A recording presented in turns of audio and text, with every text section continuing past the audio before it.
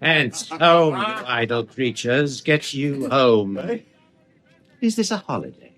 What, know you not, being mechanical, you ought not walk upon a labouring day without the sign of your profession?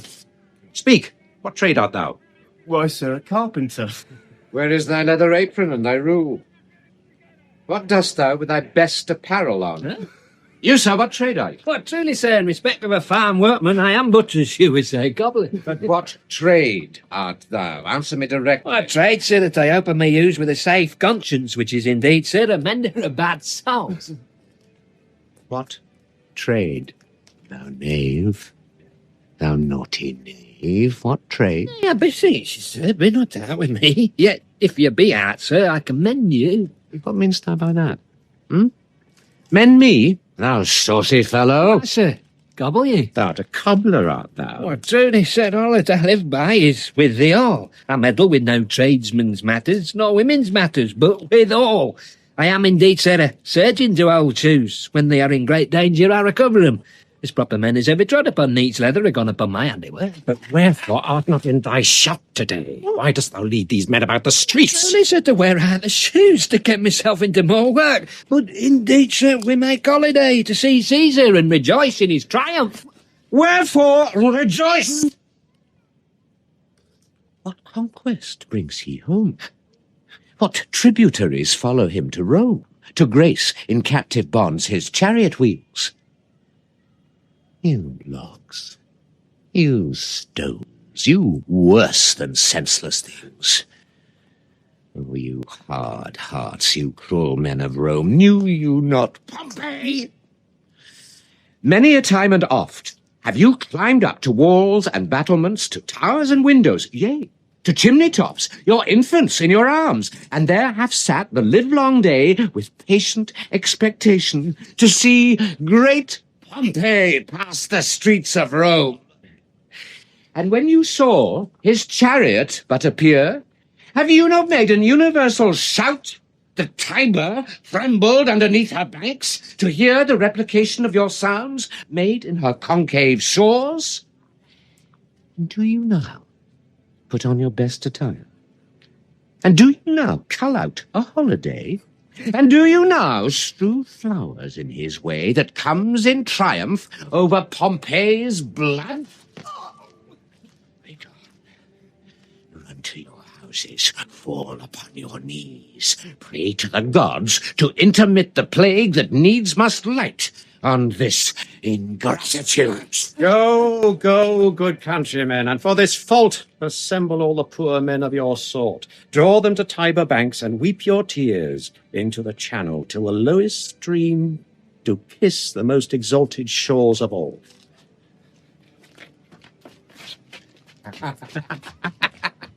See where their basest metal be not moved. They vanish tongue-tied in their guiltiness. Go you down that way towards the Capitol. This way will I. Disrobe the images if you do find them decked with ceremonies. May we do so? You know it is the feast of Lupercal. It is no matter. Let no images be hung with Caesar's trophies. I'll about and drive away the vulgar from the streets. So do you too, where you perceive them thick. These growing feathers plucked from Caesar's wing will make him fly an ordinary pitch. Who else would soar above the view of men and keep us all in servile fearfulness?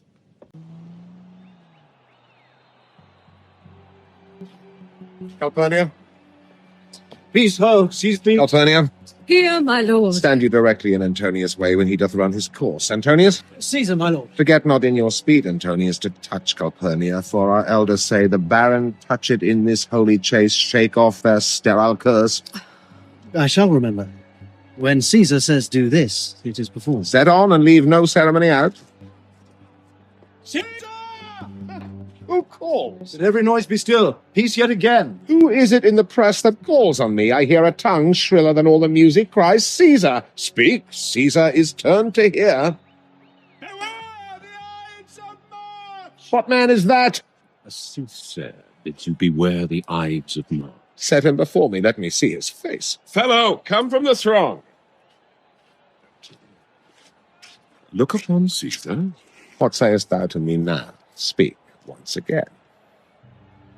Beware the Ides of March. He is a tree. Let us leave him. Pass.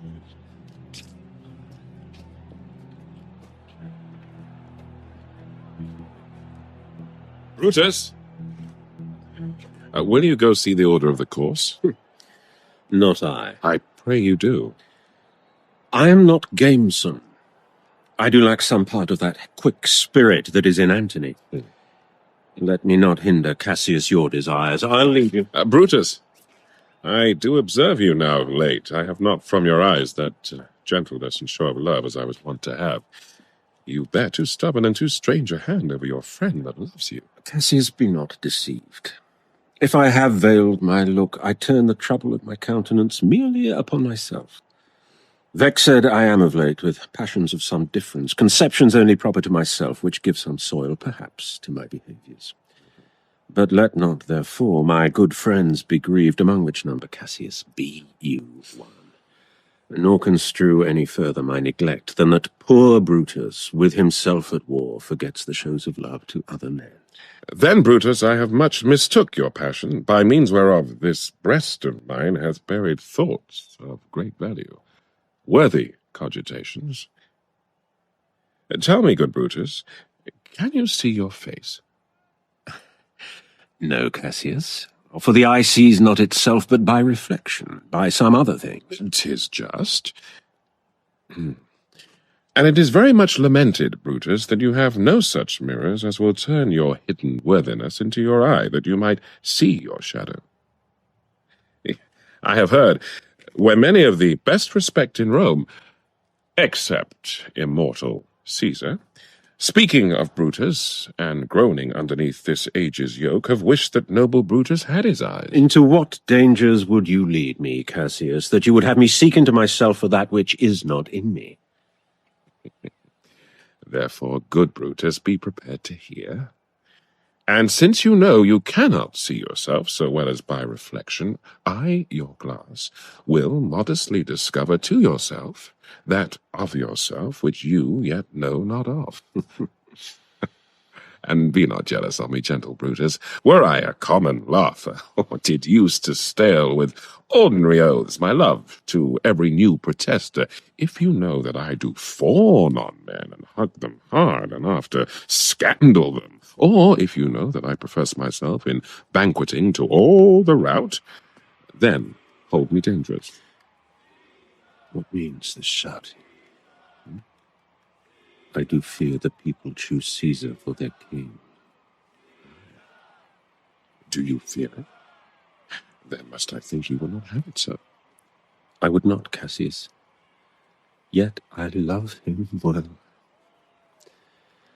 But wherefore do you hold me here so long? What is it you would impart to me? If it be aught toward the general good, set honour in one eye and death in the other, and I will look on both indifferently. For let the gods so speed me, as I love the name of honour more than I fear death. I know that virtue to be in you, Brutus, as well as I do know your outward favour.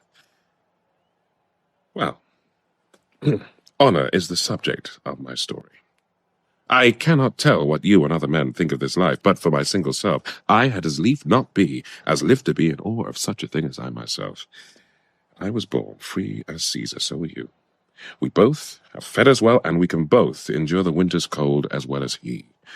For once, upon a raw and gusty day, the troubled Tiber chafing with her shores, Caesar said to me, "Darest thou, Cassius, now leap in with me into this angry flood, and swim to yonder point?" Upon the word, accoutred as I was, I plunged in and bade him follow. So indeed he did. The torrent roared, and we did buffet it with lusty sinews, throwing it aside and stemming it with hearts of controversy. But ere we could arrive the point proposed, Caesar cried, "Help me, Cassius, or I sink." I, as Aeneas, our great ancestor, did from the flames of Troy upon his shoulder the old Anchises bear, so from the waves of Tiber did I, the tired Caesar. And this man is now become a god, and Cassius is a wretched creature, and must bend his body if Caesar carelessly, but not on him. He had a fever when he was in Spain, and when the fit was on him, I did mark how he did shake. 'Tis true. This god did shake. His coward lips did from their colour fly, and that same eye, whose bend doth awe the world, did lose his lustre. I did hear him groan. Aye, and that tongue of his that bade the Romans mark him and write his speeches in their books, alas, it cried, "Give me some drink, Titinius," as a sick girl. Ye gods, it doth amaze me a man of such a feeble temper should so get the start of the majestic world and bear the palm alone. Another general shout. I do believe that these applauses are for some new honours that are heaped on Caesar. Aye, man, he doth bestride the narrow world like a colossus, and we, petty men, walk under his huge legs and peep about to find ourselves dishonourable graves. Men at some time are masters of their fates. The fault, dear Brutus, is not in our stars, but in ourselves that we are underlings. Brutus and Caesar. What should be in that Caesar? Why should that name be sounded more than yours? Write them together. Yours is as fair a name. Sound them, it doth become the mouth as well. Weigh them, it is as heavy. Conjure with them. Brutus will start a spirit as soon as Caesar. Now, in the names of all the gods at once, upon what meat doth this our Caesar feed, that he is grown so great? Age, thou art shamed. Rome, thou hast lost the breed of noble bloods. When went there by an age since the great flood, but it was famed with more than with one man? When could they say till now that talked of Rome that her wide walls encompassed but one man? Now is it Rome, indeed, and room enough, when there is in it but one only man? Oh, you and I have heard our fathers say there was a Brutus once that would have brooked the eternal devil to keep his state in Rome as easily as a king. That you do love me, I am nothing jealous.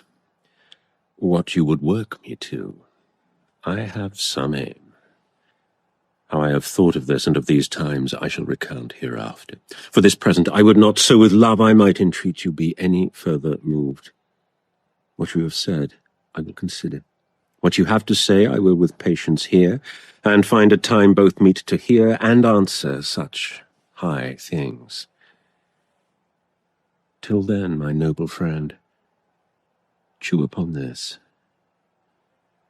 Brutus would rather be a villager than to repute himself a son of Rome under these hard conditions as this time is like to lay upon us. I am glad my weak words have struck but thus much show of fire from Brutus. The games are done and Caesar is returning. As they pass by, pluck Casca by the sleeve, and he will, after his sour fashion, tell you what hath preceded worthy note today. I will do so.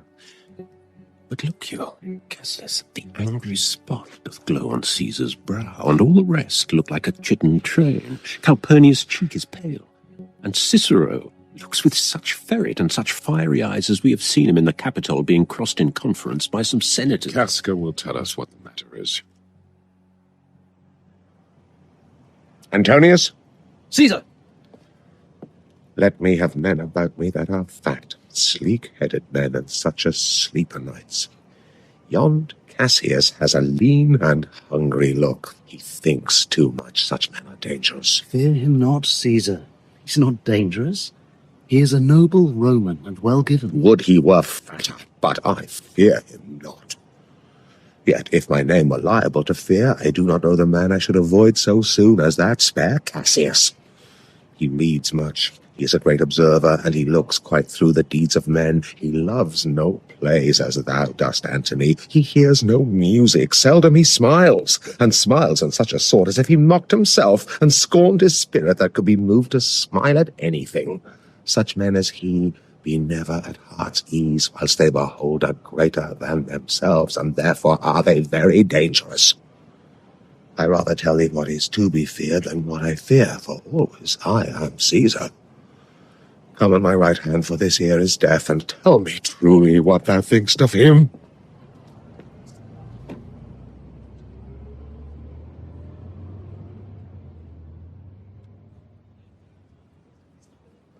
Casca.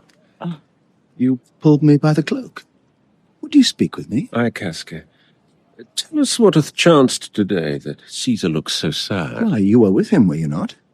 I should not then ask Casca what had chanced. Why, there was a crown offered him, and being offered him, he put it by with the back of his hand, thus. And then the people fell a-shouting. What was the second noise for? Why, for that too. They shouted thrice. What was that last cry for? Why, for that. Was the crown offered him thrice?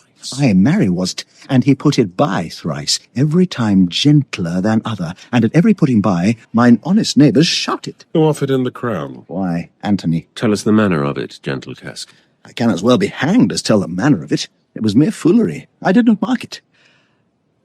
I saw Mark Antony offer him a crown. Yet 'twas not a crown neither, 'twas one of these coronets, and as I told you, he put it by once. But, for all that, to my thinking, he would fain have had it. Then he offered it to him again. Then he put it by again, but to my thinking, he was very loath to lay his fingers off it. And then he offered it the third time. He put it the third time by. And still, as he refused it, the rabblement hooted and clapped their chopped hands, and threw up their sweaty nightcaps, and uttered such a deal of stinking breath because Caesar refused the crown, that it had almost choked Caesar, for he swooned and fell down at it. And for my own part, I durst not laugh, for fear of opening my lips and receiving the bad air. Soft, I pray. What, did Caesar swoon? He fell down in the marketplace, and foamed at mouth, and was speechless. 'Tis very like he hath the falling sickness. No, Caesar hath it not. But you and I, and honest Casca, we have the falling sickness. I know not what you mean by that, but I am sure Caesar fell down. If the tag-rag people did not clap him and hiss him, according as he pleased and displeased them, as they used to do the players in the theatre, I am no true man. What said he when he came unto himself? Marry, before he fell down, when he perceived the common herd was glad he refused the crown, he plucked me up his doublet, and offered them his throat to cut. And I had been a man of any occupation, if I would not have taken him at a word, I would I might go to hell among the rogues, and so he fell. When he came to himself again, he said, if he had done or said anything amiss, he desired their worships to think it was his infirmity. 3 or 4 wenches where I stood cried, Alas, good soul, and forgave him with all their hearts. But there's no heed to be taken of them. If Caesar had stabbed their mothers, they would have done no less. And after that he came thus sad away. Aye. Did Cicero say anything? Aye. He spoke Greek. To what effect? Nay, and I tell you that, I'll ne'er look you in the face again. But those that understood him smiled at one another and shook their heads.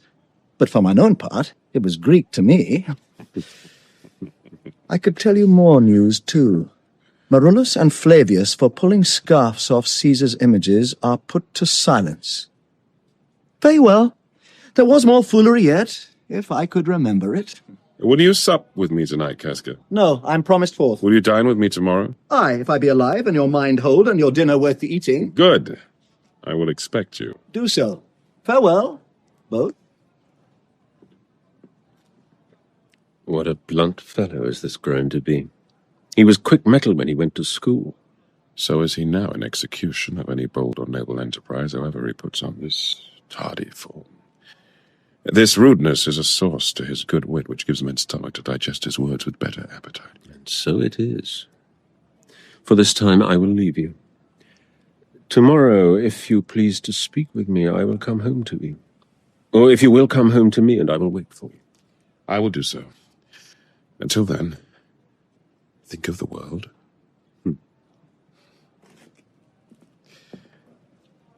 Well, Brutus, thou art noble, yet I see thy honourable metal may be wrought from that it is disposed. Therefore it is meet that noble minds keep ever with their likes, for who's so firm that cannot be seduced. Caesar doth bear me hard, but he loves Brutus. If I were Brutus now, and he were Cassius, he should not humour me. I will this night in several hands in at his windows throw, as if they came from several citizens' writings, all tending to the great opinion that Rome holds of his name, wherein obscurely Caesar's ambition shall be glanced at, and after this let Caesar seat him sure, for we will shake him, or worse days endure. Good evening, Casca.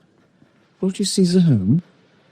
Why are you breathless, and why stare you so? Are not you moved when all the sway of earth shakes like a thing unfirm?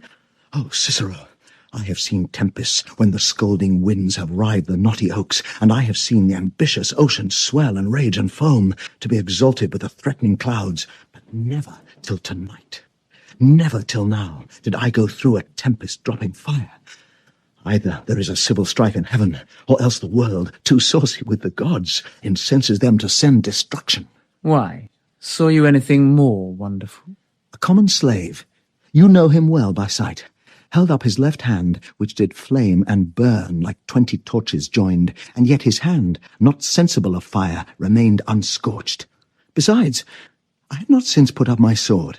Against the Capitol I met a lion, who glazed upon me and went surly by, without annoying me, and there were drawn upon a heap 100 ghastly women, transformed with their fear, who swore they saw men all in fire walk up and down the streets. And yesterday the bird of night did sit, even at noonday, upon the marketplace, hooting and shrieking. When these prodigies do so conjointly meet, let not men say, these are their reasons, they are natural. For I believe they are portentous things, unto the climate that they point upon. Indeed, it is a strange disposed time. But men may construe things after their fashion clean from the purpose of the things themselves. Comes Caesar the Capitol tomorrow? He doth, for he did bid Antonius send word to you he would be there tomorrow. Good night then, Casca. This disturbed sky is not to walk in. Farewell, Cicero.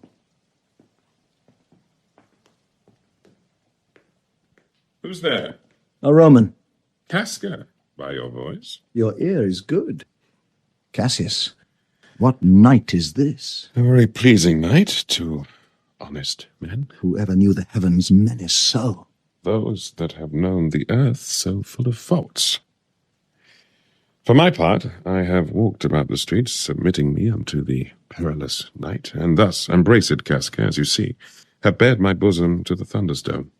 And when the cross-blue lightning seemed to open the breast of heaven, I did present myself even in the aim and very flesh of it. But wherefore did you so much tempt the heavens?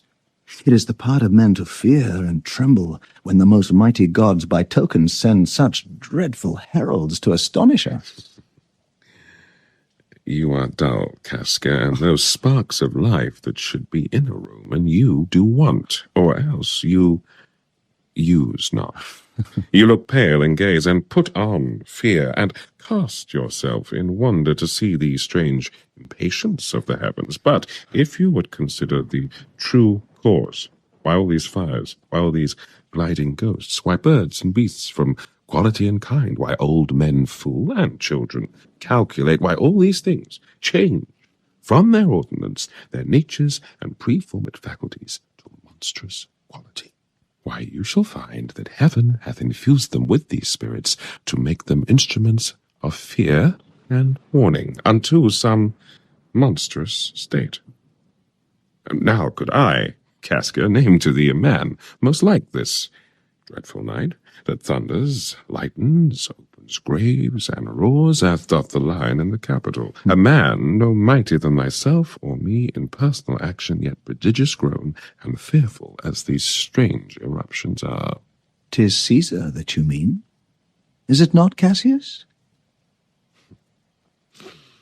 Let it be who it is. For Romans now have thews and limbs like to their ancestors. But woe the while, our fathers' minds are dead, and we are governed with our mothers' spirits. Our yoke and sufferance show us womanish. Indeed. They say the senators tomorrow mean to establish Caesar as a king, and he shall wear his crown by sea and land in every place, save here in Italy. I know where I will wear this dagger, then. Cassius from bondage will deliver Cassius. Therein, ye gods, you make the weak most strong. Therein, ye gods, you tyrants do defeat. Nor stony tower, nor walls of beaten brass, nor airless dungeon, nor strong links of iron can be retentive to the strength of spirit. But life, being weary of these worldly bars, never lacks power to dismiss itself. If I know this, know all the world besides, a part of tyranny that I do bear, I can shake off at pleasure. So can I. So every bondman in his own hand bears the power to cancel his captivity. And why should Caesar be a tyrant then?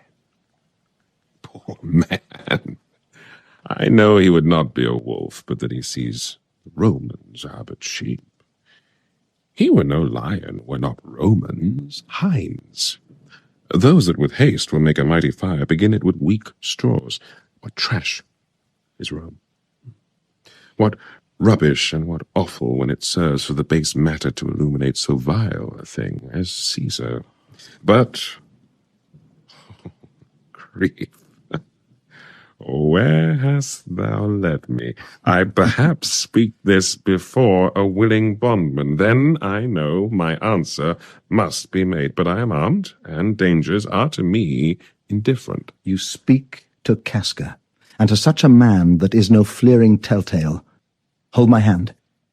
Be factious for redress of all these griefs, and I will set this foot of mine as far as who goes farthest. There's a bargain made. Now know you, Casca, I have moved already some certain of the noblest-minded Romans to undergo with me an enterprise of honourable, dangerous consequence. And I do know by this they stay for me in Pompey's porch. For now, this fearful night, there is no stir or walking in the streets, and the complexion of the element in favours like the work we have in hand, most bloody, fiery, most terrible. Stand close a while, for here comes one in haste. 'Tis Cinna, I do know him by his gait, he's a friend. Cinna, where haste you so? To find out you. Who's that? Metellus Simba? No, it is Casca, one incorporate to our attempts. Am I not stayed for, Cinna? I'm glad I'm... What a fearful night is this. There's 2 or 3 of us have seen strange sights. Am I not stayed for? Tell me. Yes, you are. Oh, Cassius, if you could but win the noble Brutus to our party. Be you content. Good Cinna, take this paper, and look you lay it in the praetor's chair, where Brutus may but find it, and throw this in at his window. Set this up with wax upon our Brutus' statue. All this done, repair to Pompey's porch, where you shall find us. Is Decius Brutus and Trebonius there? All but Metellus Simba, and he's gone to seek you at your house. Well, I will hie, and so bestow these papers as you bade me. That done, repair to Pompey's theatre. Come, Casca, you and I will yet ere day see Brutus at his house. 3 parts of him is ours already, and the man entire upon the next encounter yields him ours. Oh, he sits high in all the people's hearts, and that which would appear offence in us, his countenance, like richest alchemy, will change to virtue and to worthiness. Him and his worth, and our great need of him you have right well conceded. Let us go, for it is after midnight, and ere day we will awake him and be sure of him. What, Lucius, ho! I cannot by the progress of the stars give guess how near to day. Lucius, I say! I would it were my fault to sleep so soundly. When, Lucius? When? Awake, I say. What, Lucius? Called you, my lord? Get me a taper in my study, Lucius. When it is lighted, come and call me here. I will, my lord.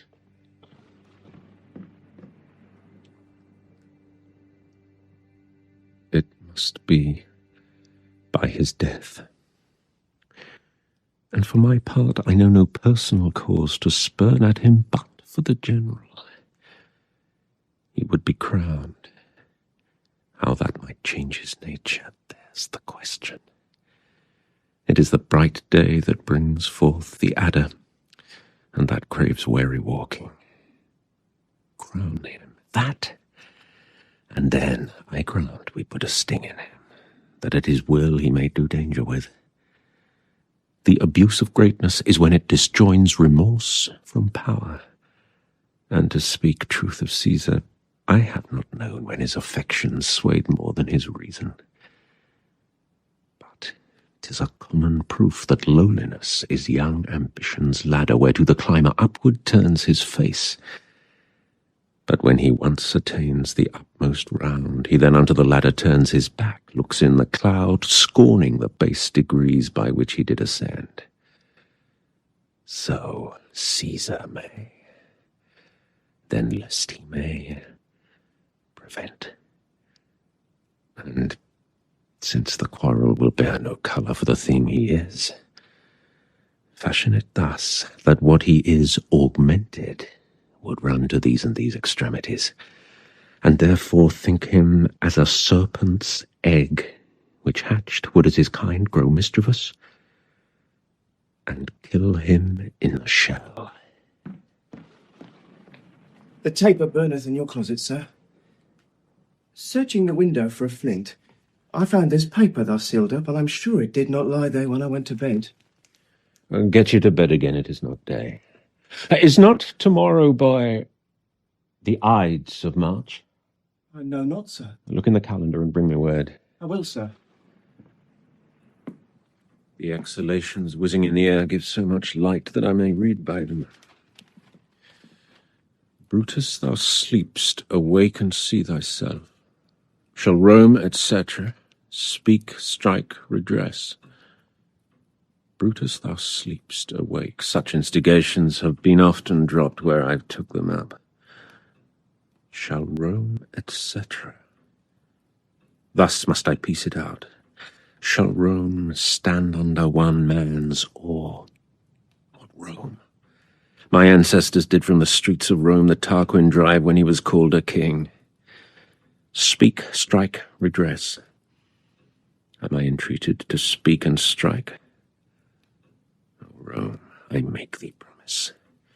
If the redress will follow, thou receivest thy full petition at the hand of Brutus.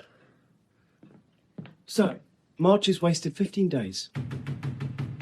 'Tis good. Go to the gate. Somebody knocks.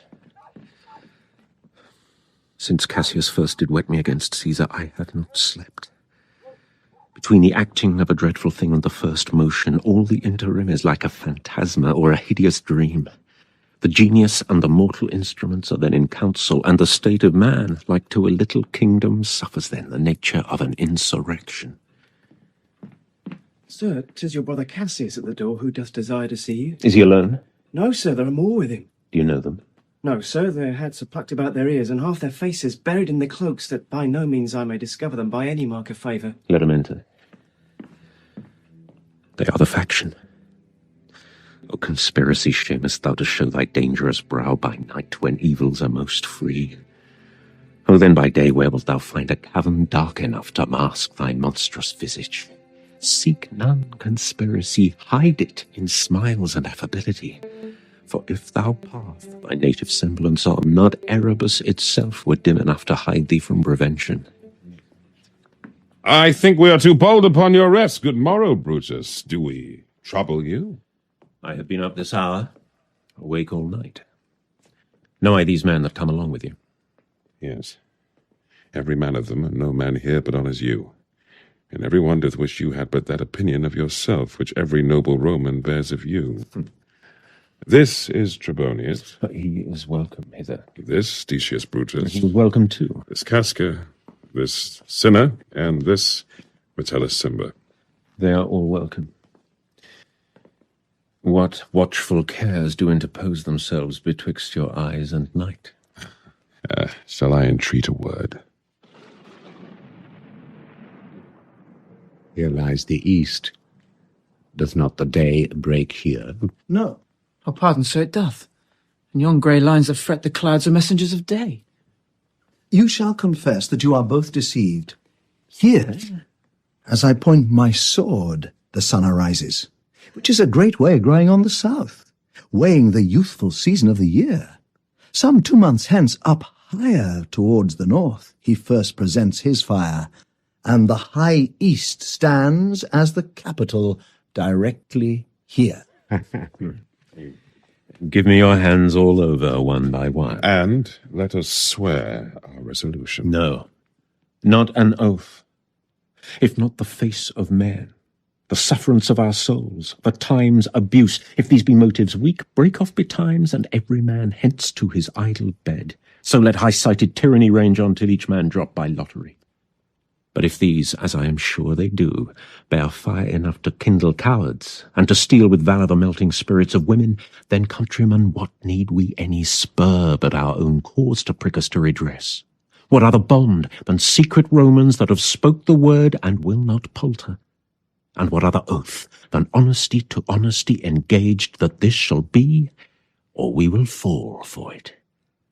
Swear priests and cowards and men cautelous, old feeble carrions and such suffering souls that welcome wrongs. Unto bad causes swear such creatures as men doubt, but do not stain the even virtue of our enterprise, nor the insuppressive metal of our spirits, to think that or our cause or our performance did need an oath. When every drop of blood that every Roman bears, and nobly bears, is guilty of a several bastardy, if he do break the smallest particle of any promise that hath passed from him. But what of Cicero? Shall we sound him? I think he will stand very strong with us. Let us not leave him out. No, by no means. Oh, let us have him, for his silver hairs will purchase us a good opinion, and buy men's voices to commend our deeds. It shall be said, his judgment ruled our hands. Our youths and wildness shall no whit appear, but all be buried in his gravity. Oh, name him not. Let us not break with him, for he will never follow anything that other men begin. Then leave him out. Indeed, he is not fit. Shall no man else be touched, but only Caesar? Decius, well urged. I think it is not meet Mark Antony, so well beloved of Caesar, should outlive Caesar. We shall find of him a shrewd contriver, and you know his means, if he improve them, may well stretch so far as to annoy us all, which to prevent. Let Antony and Caesar fall together. Our course will seem too bloody, Caius Cassius, to cut the head off and then hack the limbs, like wrath in death and envy afterwards. For Antony is but a limb of Caesar. Let us be sacrificers, but not butchers, Caius. We all stand up against the spirit of Caesar, and in the spirit of men there is no blood. Oh, that we could come by Caesar's spirit and not dismember Caesar. But alas, Caesar must bleed for it. And, gentle friends, let's kill him boldly, but not wrathfully. Let's carve him as a dish fit for the gods, not hew him as a carcass fit for hounds. And let our hearts, as subtle masters do, stir up their servants to an act of rage, and after seem to chide them.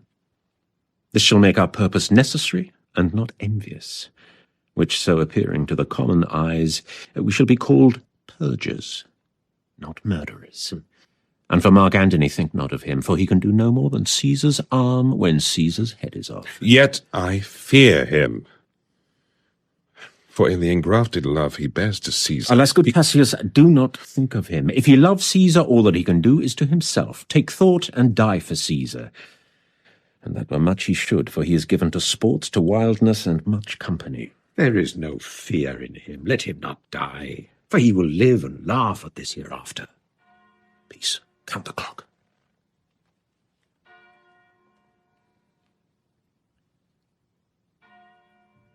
The clock hath stricken 3. 'Tis time to part. But it is doubtful yet whether Caesar will come forth today or no, for he is superstitious grown of late, quite from the main opinion he held once of fantasy of dreams and ceremonies. It may be these apparent prodigies, the unaccustomed terror of this night, and the persuasion of his augurers may hold him from the capital today. Never fear that. If he be so resolved, I can o'ersway him. For he loves to hear that unicorns may be betrayed with trees, and bears with glasses, elephants with holes, lions with toils, and men with flatterers. But when I tell him he hates flatterers, he says he does, being then most flattered. Let me work. I can give his humour the true bent, and I will bring him to the capital. Nay, we will all of us be there to fetch him. By the 8th hour. Is that the uttermost? Be that the uttermost. and fail not then. Caius Ligarius doth bear Caesar hard, who rated him for speaking well of Pompey. I wonder none of you have thought of him. Now, good Metellus, go along by him. He loves me well, and I have given him reasons. Send him but hither, and I'll fashion him. The morning comes upon, so we'll leave you, Brutus, and friends, disperse yourselves, but all remember what you have said, and show yourselves true Romans. Good gentlemen, look fresh and merrily. Let not our looks put on our purposes, but bear it as our Roman actors do, with untired spirits and formal constancy. And so, good morrow to you, every one.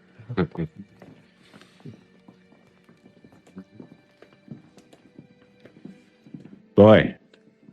Lucius. Fast asleep. It is no matter. Enjoy the honey-heavy dew of slumber.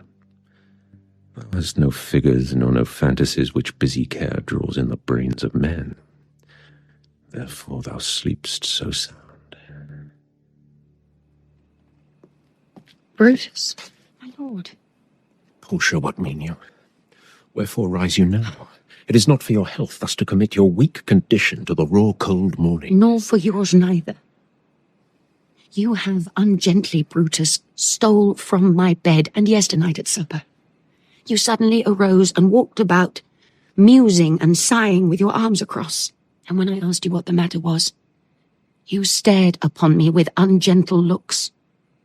I urged you further, then you scratched your head and too impatiently stamped with your foot. Yet I insisted, yet you answered not. But with an angry wafture of your hand gave sign for me to leave you, so I did.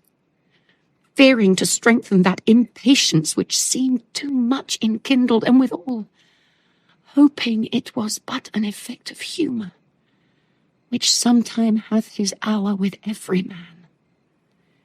It will not let you eat, nor talk, nor sleep, and could it work so much upon your shape as it hath much prevailed on your condition, I should not know you, Brutus. Dear my lord, make me acquainted with your cause of grief. I am not well in health, and that is all. Brutus is wise, and were he not in health, he would embrace the means to come by it. Why, so I do. Good Portia, go to bed. Is Brutus sick?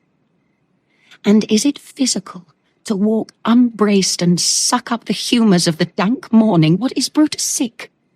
And will he steal out of his wholesome bed to dare the vile contagion of the night and tempt the rheumy and unpurged air to add unto his sickness? No, my Brutus. You have some sick offence within your mind, which by the right and virtue of my place I ought to know of. Upon my knees, I charm you by my once commended beauty, by all your vows of love, and that great vow which did incorporate and make us one, that you unfold to me yourself, your half, why you are heavy, and what men tonight have had resort to you. For here have been some 6 or 7 who did hide their faces even from darkness. Kneel not, gentle Portia. I should not need if you were gentle, Brutus. Within the bond of marriage, tell me, Brutus, is it accepted I should know no secrets that appertain to you? Am I yourself but, as it were, in sort or limitation, to keep with you at meals, comfort your bed, and talk to you sometimes? Dwell I but in the suburbs of your good pleasure, if it be no more? Portia is Brutus' harlot, not his wife. You are my true and honourable wife, as dear to me as are the ruddy drops that visit my sad heart. If this were true, then should I know this secret. I grant I am a woman, but withal a woman that Lord Brutus took to wife. I grant I am a woman, but withal a woman well reputed, Cato's daughter. Think you I am no stronger than my sex, being so fathered and so husbanded? Tell me your counsels. I will not disclose them. I have made strong proof of my constancy, giving myself a voluntary wound here in the thigh. Can I bear that with patience and not my husband's secrets? Oh, ye gods, render me worthy of this noble wife. Hark, one knocks. Portia, go in a while, and by thy bosom shall partake the secrets of my heart. All my engagements I will construe to thee, all the charactery of my sad brows. Leave me with haste.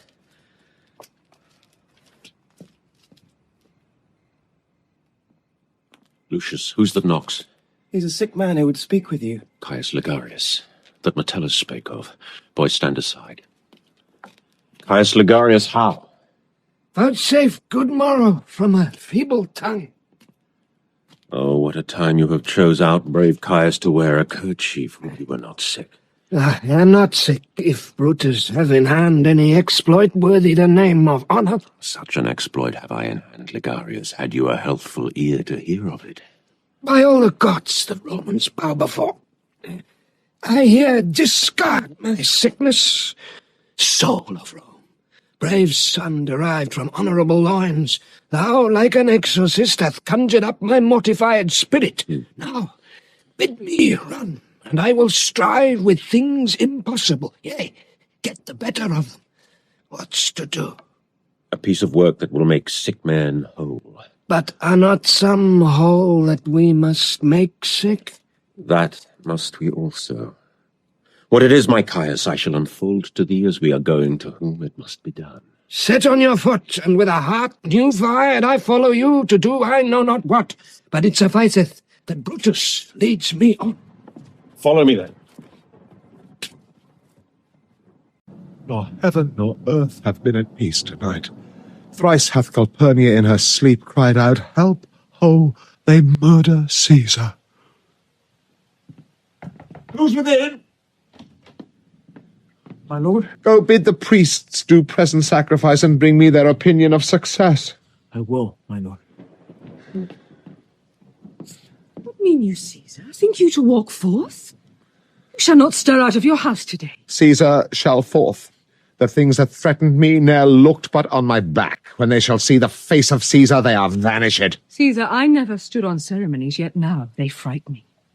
There is one within, besides the things that we have heard and seen, recounts most horrid sights seen by the watch. Alinus hath whelped in the streets, and graves have yawned and yielded up their dead. Fierce, fiery warriors fought upon the clouds in ranks and squadrons and right form of war, which drizzled blood upon the Capitol. A noise of battle hurtled in the air, horses did neigh, and dying men did groan, and ghosts did shriek and squeal about the streets. Oh, Caesar, these things are beyond all use, and I do fear them. What can be avoided whose end is purposed by the mighty gods? Yet Caesar shall go forth, for these predictions are to the world in general as to Caesar. When beggars die, there are no comets seen. The heavens themselves blaze forth the death of princes. Cowards die many times before their deaths. The valiant never taste of death but once. Of all the wonders that I yet have heard, it seems to me most strange that men should fear, seeing that death, a necessary end, will come when it will come. What say the organers? They would not have you to stir forth today. Plucking the entrails of an offering forth, they could not find a heart within the beast. Oh. The gods do this in shame of cowardice. Caesar should be a beast without a heart if he should stay at home today for fear. No, Caesar shall not. Danger knows full well that Caesar is more dangerous than he. We are two lions littered in one day, and I the elder and more terrible, and Caesar shall go forth. Alas, my lord, your wisdom is consumed in confidence. Do not go forth today. Call it my fear that keeps you in the house, and not your own. We'll send Mark Antony to the Senate House, and he shall say you are not well today. Let me, upon my knee, prevail in this. Mark Antony shall say, I am not well, and for thy humour I will stay at home. Here's Decius Brutus, he shall tell them so. Caesar, all hail. Good morrow, worthy Caesar. I come to fetch you to the Senate House. And you are come in very happy time to bear my greeting to the senators and tell them that I will not come today. Cannot is false, and that I dare not, falser. I will not come today. Tell them so, Decius. Say he is sick. Shall Caesar send a lie? Have I in conquest stretched mine arm so far to be afraid to tell grey-beards the truth? Decius, go tell them Caesar will not. Most mighty Caesar, let me know some cause, lest I be laughed at when I tell them so. The cause is in my will. I will not come. That is enough to satisfy the Senate. But for your private satisfaction, because I love you, I will let you know Calpurnia here, my wife, stays me at home. She dreamt tonight she saw my statue, which like a fountain with 100 spouts did run pure blood. And many lusty Romans came smiling, and did bathe their hands in it. And these does she apply for warnings, and portents, and evils imminent, and on her knee hath begged that I will stay at home today. This dream is all misinterpreted. It was a vision fair and fortunate. Your statue, spouting blood in many pipes, in which so many smiling Romans bathed, signifies that from you great Rome shall suck reviving blood, and that great men shall press for tinctures, stains, relics, and cognizance. This by Calpurnia's dream is signified. And this way have you well expounded it. No, my lord. I have, when you have heard what I can say, and know it now. The Senate have concluded to give this day a crown to mighty Caesar. If you shall send them word you will not come, their minds may change. Besides, it were a mock apt to be rendered for someone to say, break up the Senate till another time when Caesar's wife shall meet with better dreams. If Caesar hide himself, shall they not whisper, no, Caesar is afraid? Oh, pardon me, Caesar.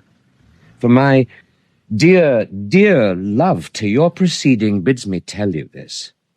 And reason to my love is liable. How foolish do your fears seem now, Calpurnia. I am ashamed I did yield to them. Give me my robe, for I will go. And look where Publius has come to fetch me. Good morrow, Caesar. Welcome, Publius.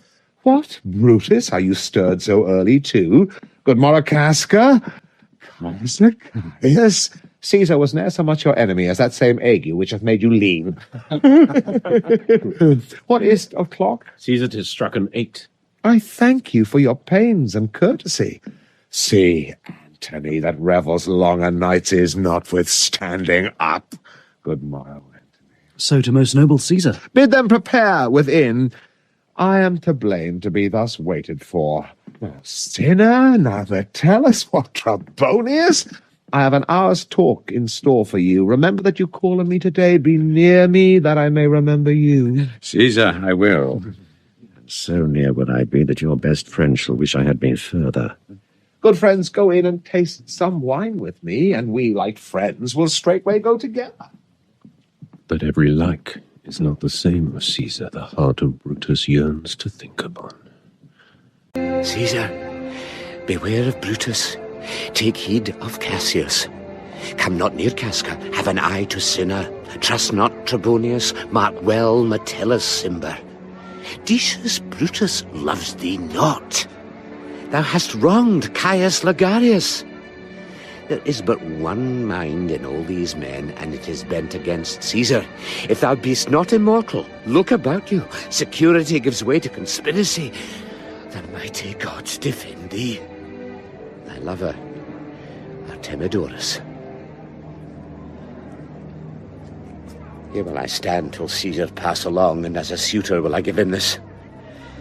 My heart laments that virtue cannot live out of the teeth of emulation. If thou read this, O Caesar, thou mayst live. If not, the fates with traitors do contrive. I prithee, boy, Run to the Senate House. Stay not to answer me, but get thee gone. Why dost thou stay? To know my errand, madam. I would have had thee there and here again, ere I can tell thee what thou shouldst do there. Oh, Constancy, be strong upon my side. Set a huge mountain between my heart and tongue. I have a man's mind, but a woman's might. How hard it is for women to keep counsel. Art thou here yet? Madam, what should I do? Run to the capital and nothing else? And so return to you and nothing else? Yes. Bring me word, boy, if thy lord look well. For he went sickly forth, and take good note what Caesar doth, what suitors press to him. Hark, boy. What noise is that? I hear none, madam. Prithee, listen well. I heard a bustling rumour like a fray, and the wind brings it from the capital. Sooth, madam, I hear nothing. Fellow, come hither. Which way hast thou been? At mine own house, good lady. What is the clock? About the 9th hour, lady. Is Caesar yet gone to the capital? Madam, not yet. I go to take my stand, to see him pass on to the capital. Thou hast some suit to Caesar, hast thou not? That I have, lady. If it will please Caesar to be so good to Caesar as to hear me, I shall beseech him to befriend himself. Why? Knowst thou any harms intended towards him? None that I know will be. Much that I fear may chance. Good morrow to you. Here the street is narrow. The throng that follows Caesar at the heels of senators, of praetors, common suitors will crowd a feeble man almost to death. I'll get me to a place more void, and there speak to great Caesar as he comes along. I must go in. Ay me. How weak a thing the heart of woman is. Oh, Brutus. The heavens speed thee in thine enterprise. Madam? Sure the boy heard me. Brutus hath a suit that Caesar will not grant. Oh, I grow faint. Run, Lucius, and commend me to my lord. Say I am merry. Come to me again, and bring me word what he doth say to thee. The Ides of March are come. Aye, Caesar, but not gone. Hail, Caesar! Read this schedule. Trebonius doth desire you to read at your best leisure this his humble suit. Oh, Caesar, read mine first, for mine's a suit that touches Caesar nearer. Read it, great Caesar. What touches us ourselves shall be last served. Delay not, Caesar, read it instantly. What is the fellow mad? Sirrah, give place. What? Urge your petitions in the street. Come to the capital. I wish your enterprise today may thrive. What enterprise, Popilius? Are you well? What said Popilius Lena? He wished today our enterprise might thrive. I fear our purpose is discovered. Look how he makes to Caesar. Mark him. Guess can be certain, for we fear prevention. Brutus, what shall be done? If this be known, Cassius or Caesar never shall turn back, for I will slay myself. Cassius, be constant. Popilius Lena speaks not of our purposes, for look, he smiles, and Caesar doth not change. Trebonius knows his time, for look at Brutus. He draws Mark Antony out of the way.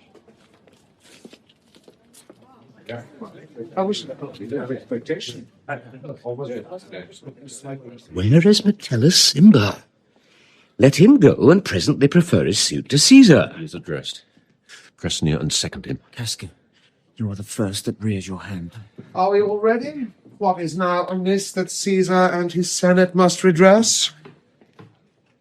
Most high, most mighty, and most puissant Caesar, Metellus Cimber throws before thy seat an humble heart. I must prevent thee, Cimber.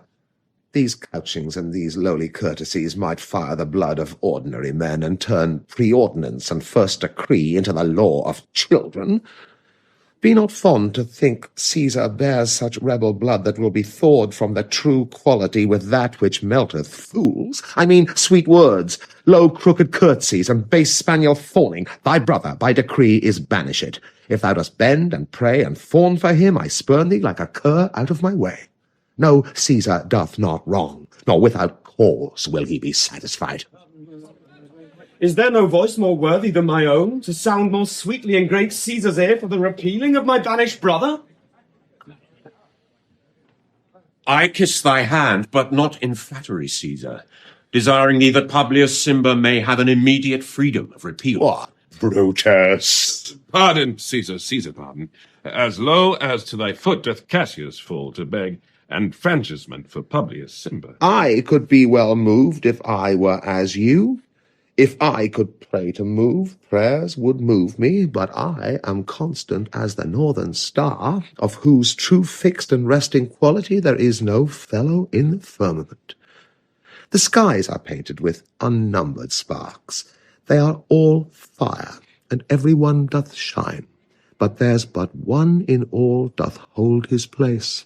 So in the world, 'tis furnished well with men, and men are flesh and blood and apprehensive, yet in the number I do know but one that unassailable holds on his rank unshaked of motion, and that I am he. Let me a little show it, even in this, that I was constant, Cimber should be banished, and constant do remain, to keep him so. Oh, Caesar! Hence, wilt thou lift up Olympus? Great Caesar! Doth not Brutus bootless kneel? Speak hands for mead!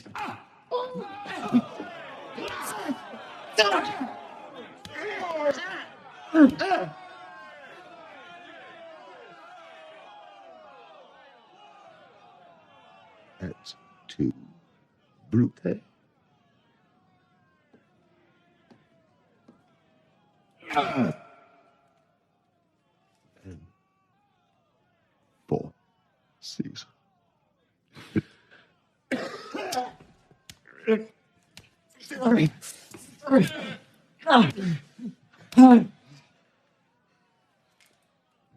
Liberty! Freedom! Tyranny is dead! Run hence! Proclaim! Cry it about the streets! Some to the common pulpits and cry out, liberty, freedom, and enfranchisement! People and senators, be not affrighted. Fly not.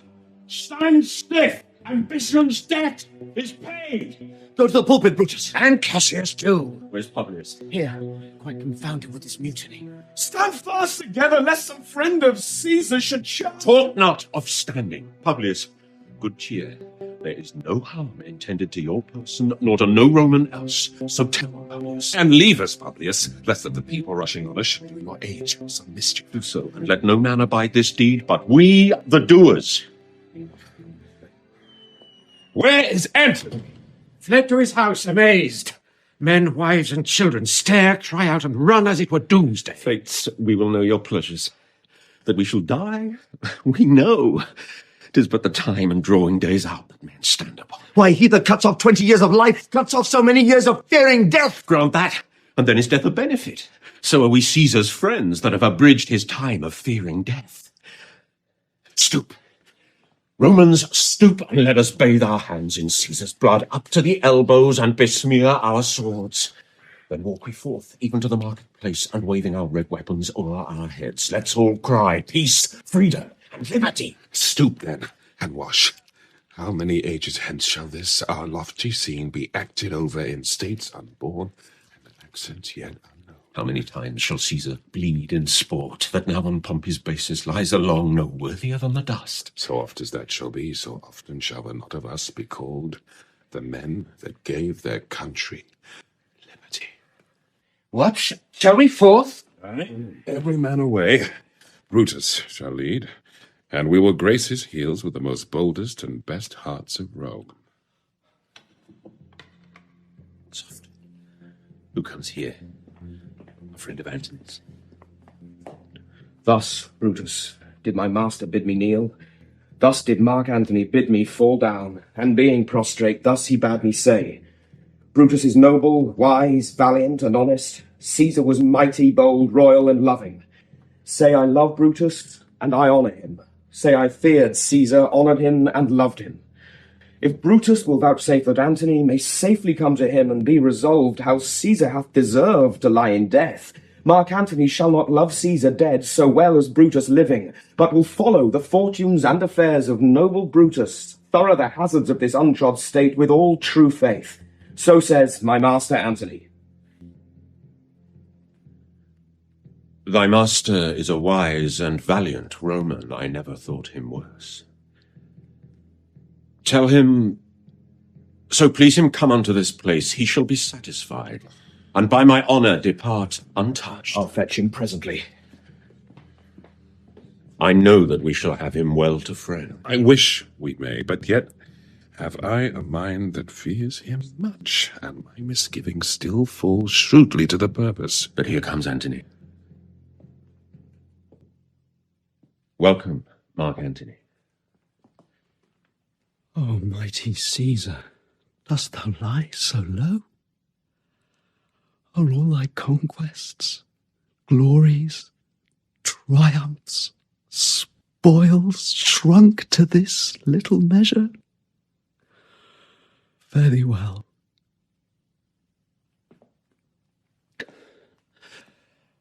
I know not, gentlemen, what you intend. Who else must be let blood, who else is rank? If I myself, there is no hour so fit as Caesar's death hour, nor no instrument of half that worth as those your swords made rich with the most noble blood of all this world. I do beseech ye, if you bear me hard now, whilst your purpled hands do reek and smoke fulfill your pleasure, live 1,000 years, I shall not find myself so apt to die. No place will please me so, no mean of death as here by Caesar and by you cut off, the choice and master spirits of this age. O Antony, beg not your death of us.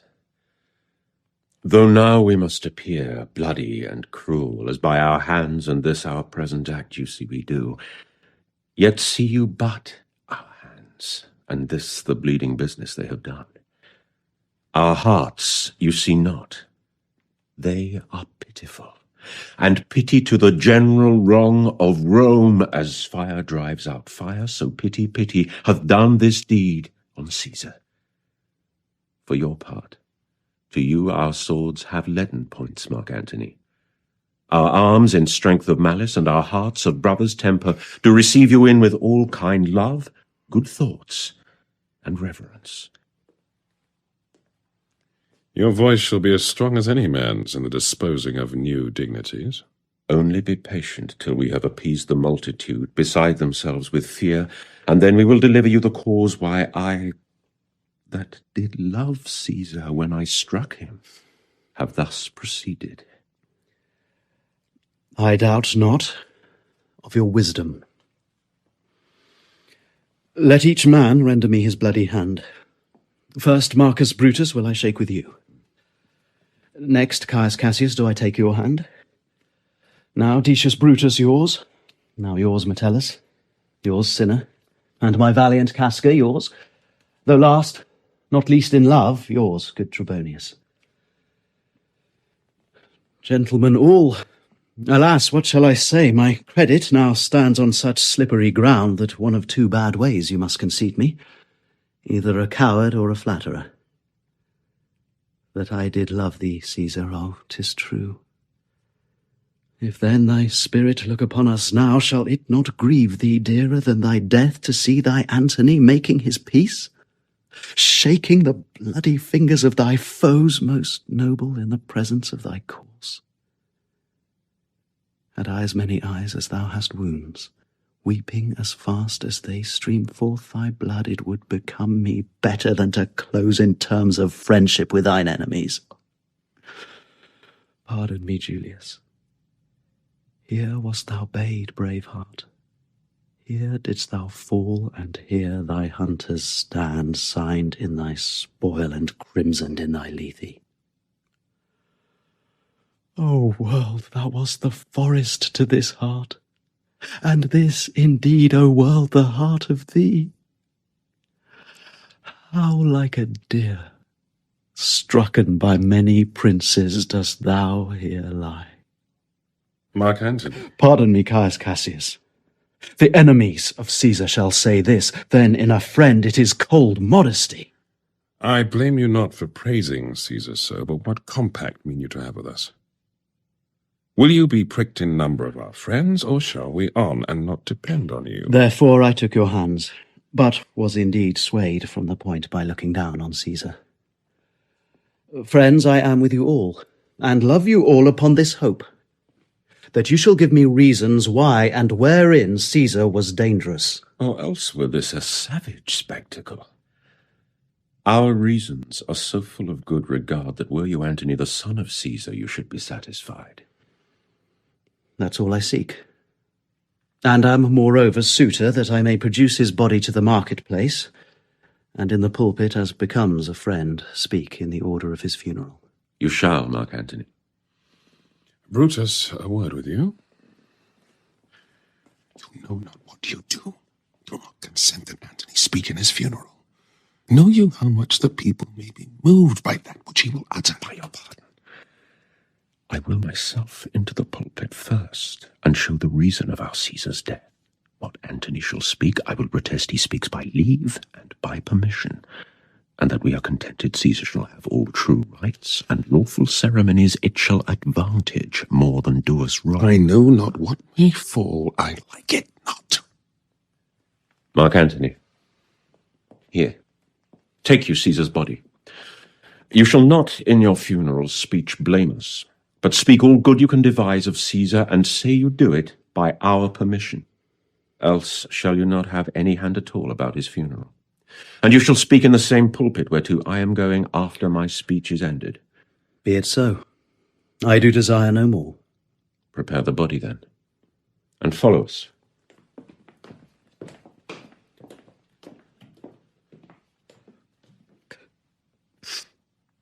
Oh, pardon me, thou bleeding piece of earth, that I am meek and gentle with these butchers. Thou art the ruins of the noblest man that ever lived in the tide of times. Woe to the hand that shed this costly blood.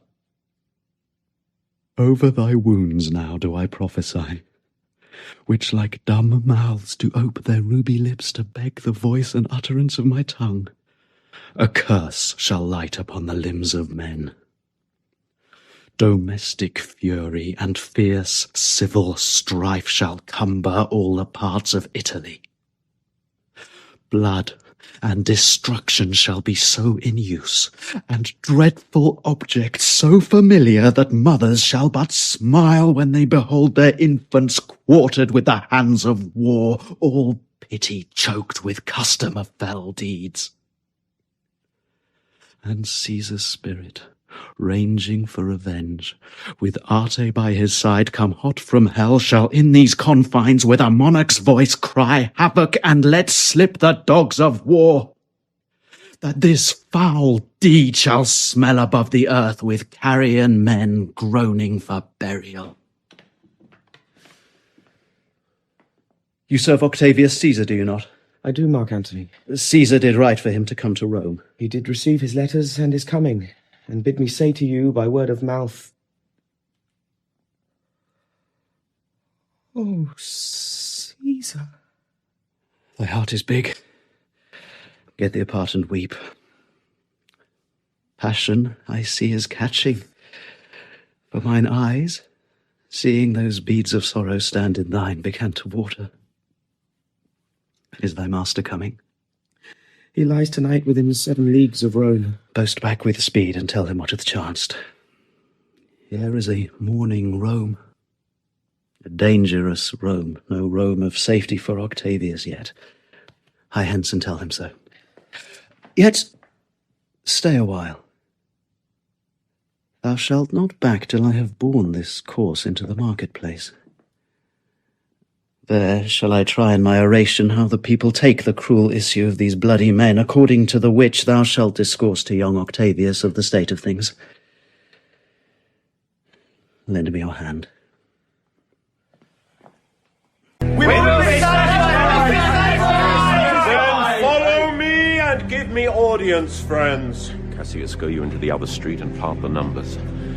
Those that will hear me speak, let them stay here. Those that will follow Cassius, go with him. And public reason shall be rendered of Caesar's death. I will hear Brutus speak. I will hear Cassius and compare their reasons when severally we hear them rendered. The noble Brutus has ascended. Silence! Be patient till the last. Romans, countrymen, lovers, Hear me for my cause, and be silent that you may hear. Believe me for mine honour, and have respect to mine honour, that you may believe. Censure me in your wisdom, and awake your senses, that you may the better judge. If there be any in this assembly, any dear friend of Caesar's, to him I say that Brutus' love to Caesar was no less than his. If then that friend demand why Brutus rose against Caesar, this is my answer. Not that I loved Caesar less, but that I loved Rome more. Yes. Had you rather Caesar were living and die all slaves, than that Caesar were dead to live all free men? As Caesar loved me, I weep for him. As he was fortunate, I rejoice at it. As he was valiant, I honour him. But as he was ambitious, I slew him. There is tears for his love, joy for his fortune, honour for his valour, and death for his ambition. Who is here so base that would be a bondman? If any, speak. For him have I offended. Who is here so rude that would not be a Roman? If any, speak. For him have I offended. Who is here so vile that will not love his country? If any, speak. For him have I offended. I pause for a reply. None, Brutus! Then none have I offended. I have done no more to Caesar than you shall do to Brutus. The question of his death is enrolled in the Capitol, his glory not extenuated wherein he was worthy, nor his offences enforced for which he suffered death. Here comes his body, mourned by Mark Antony, who, though he had no hand in his death, shall receive the benefit of his dying a place in the Commonwealth, as which of you shall not? With this I depart, that as I slew my best lover for the good of Rome, I have the same dagger for myself when it shall please my country to need my death. Live! Bring him with triumph home into his house. Give him a statue with his ancestors. Let him be Caesar.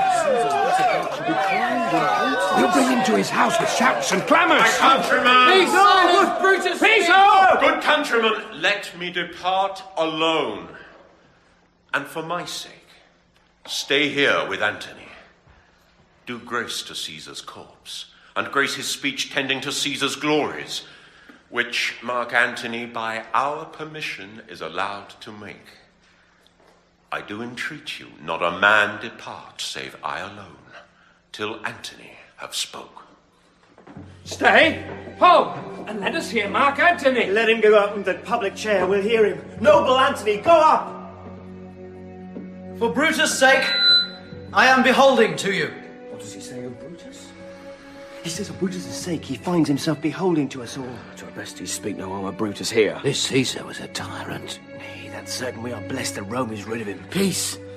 Let us hear what Antony can say. You gentle Romans! Peace! Let's hear him! Friends! Romans! Countrymen! Lend me your ears! I come to bury Caesar, not to praise him. The evil that men do lives after them. The good is oft interred with their bones. So let it be with Caesar. The noble Brutus hath told you Caesar was ambitious. If it were so, it were a grievous fault, and grievously hath Caesar answered it. Here, under leave of Brutus and the rest, for Brutus is an honourable man, so are they all honourable men, come I to speak in Caesar's funeral. He was my friend, faithful and just to me. But Brutus says he was ambitious, and Brutus is an honourable man. He hath brought many captives home to Rome, whose ransoms did the general coffers fill. Did this in Caesar seem ambitious? When that the poor have cried, Caesar hath wept, ambition should be made of sterner stuff. Yet Brutus says he was ambitious, and Brutus is an honourable man. You all did see that on the Lupercal I thrice presented him a kingly crown, which he did thrice refuse. Was this ambition? Yet Brutus says he was ambitious, and sure he is an honourable man. I speak not to disprove what Brutus spoke, but here I am to speak what I do know. You all did love him once, not without cause. What cause withholds you then to mourn for him? O judgment, thou art fled to brutish beasts, and men have lost their reason.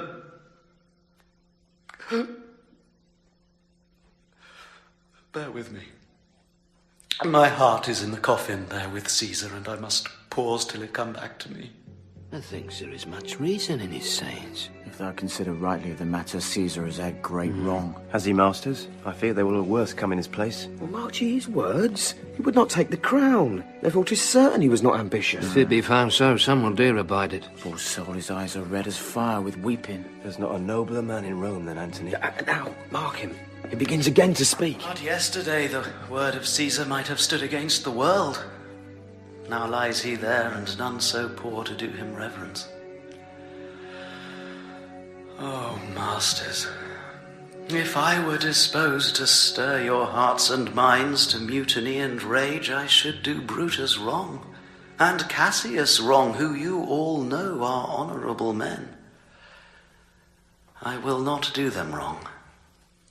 I rather choose to wrong the dead, to wrong myself and you, than I will wrong such honourable men. But here's a parchment with the seal of Caesar. I found it in his closet. 'Tis his will. Let but the commons hear this testament, which, pardon me, I do not mean to read, and they would go and kiss dead Caesar's wounds, and dip their napkins in his sacred blood, yea, beg a hair of him for memory, and dying mention it within their wills, bequeathing it as a rich legacy unto their issue. We will hear the will! Read it, Mark Antony! Patience, gentle friends, I must not read it. It is not meet you know how Caesar loved you. You are not wood, you are not stones, but men. And being men, hearing the will of Caesar, it will inflame you. It will make you mad. 'Tis good you know not that you are his heirs, for if you should, what would come of it? Read the will! We'll hear it, Antony! You shall read us the will! Caesar's will! Will you be patient? Will you stay a while? I have shot myself to tell you of it. I fear I wrong the honourable men whose daggers have stabbed Caesar. I do fear it. But they were traitors, honourable men! They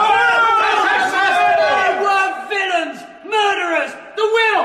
Read the will! You will compel me, then, to read the will? Then make a ring about the corpse of Caesar, and let me show you him that made the will. Shall I descend? And will you give me leave? Come down! Come down! You shall have leave! A ring! Stand around! Stand from the hearse! Stand from the body! Room for Antony, most noble Antony! Nay, press not so upon me. Stand far off. Stand back! Stand back!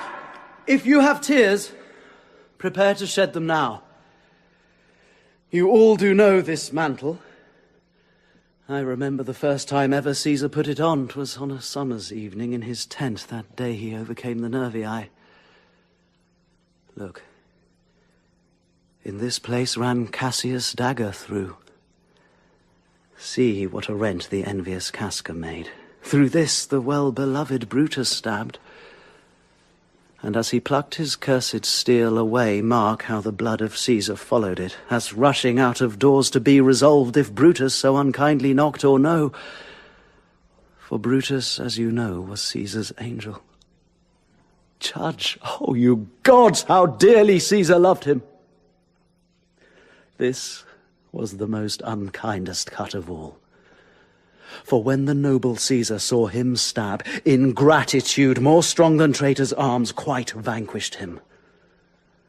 Then burst his mighty heart. And in his mantle muffling up his face, even at the base of Pompey's statue, which all the while ran blood, great Caesar fell. Oh, what a fall was there, my countrymen. Then I and you and all of us fell down, whilst bloody treason flourished over us. Oh, now you weep, and I perceive you feel the dint of pity. These are gracious drops. Kind souls, what weep you when you but behold our Caesar's vesture wounded? Look you here. Here is himself, marred as you see with traitors.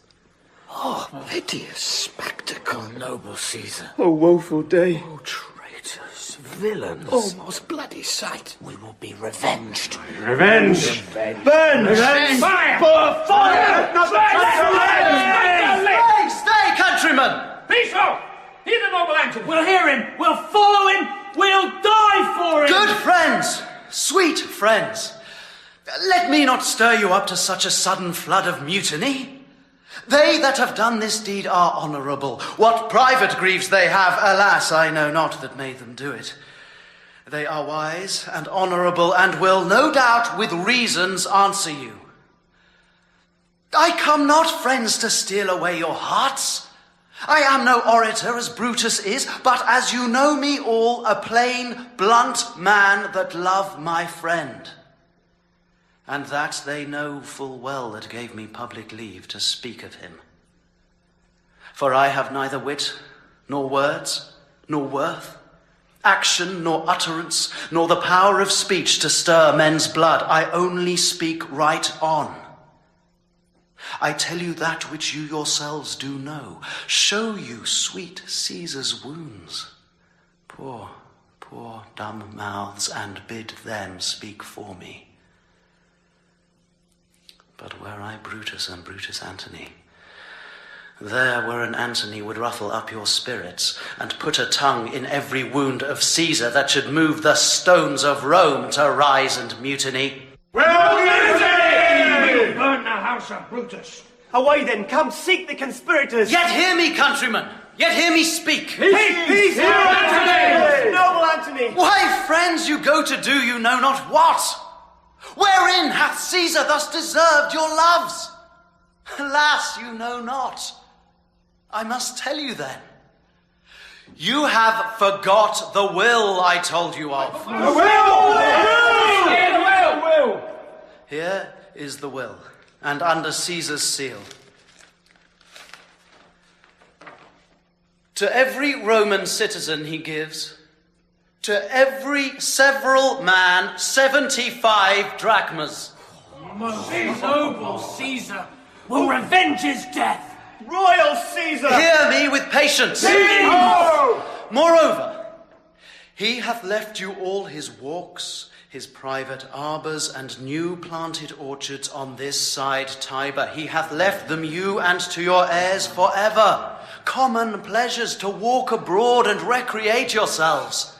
Here was a Caesar, when comes such another? Never! Never! Now let it work. Mischief thou art afoot. Take thou what course thou wilt. How now, fellow? Sir, Octavius is already come to Rome. Where is he? He and Lepidus are at Caesar's house. And thither will I straight to visit him. He comes upon a wish. Fortune is merry, and in this mood will give us anything. I heard him say Brutus and Cassius are rid like madmen through the gates of Rome. Belike they had some notice of the people, how I had moved them. Bring me to Octavius. I dreamt tonight that I did feast with Caesar, and things unlucky charge my fantasy. I have no will to wander forth of doors, yet something leads me forth. What is your name? Where do you dwell? Are you a married man or a bachelor? Answer every man directly. I am briefly. High and wisely. Aye, and truly you were best. What is my name? Whither am I going? Where do I dwell? Am I a married man or a bachelor? Then to answer every man directly and briefly, wisely and truly, wisely, I say I am a bachelor. That's as much as to say they are fools that marry. You'll bear me a bang for that, I fear. Proceed. Directly. Directly, I am going to Caesar's funeral. As a friend or an enemy? As a friend. That matter is answered directly. For your dwelling, briefly. Briefly, I dwell by the capital. Your name, sir, truly? Truly, my name is Sinner. Tear him to pieces, he's a conspirator. I'm Sinner the poet, I am Sinner the poet. Tear him for his bad verses. Tear him for his bad verses. I am not Sinner the conspirator. It's no matter. His name's Sinner. Pluck but his name out of his heart and turn him going. Tear him. Tear him!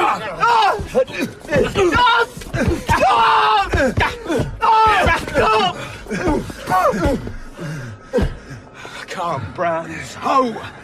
Firebrands, to Brutus, to Cassius, burn all! Some to Decius' house, some to Casca's, some to Lagaris. Away! Go!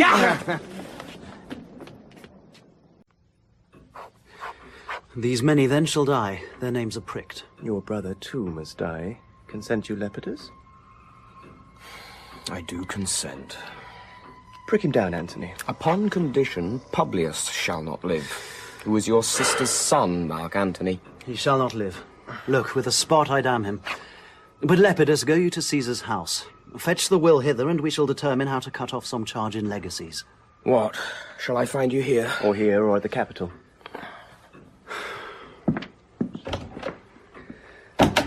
This is a slight, unmeritable man, meet to be sent on errands.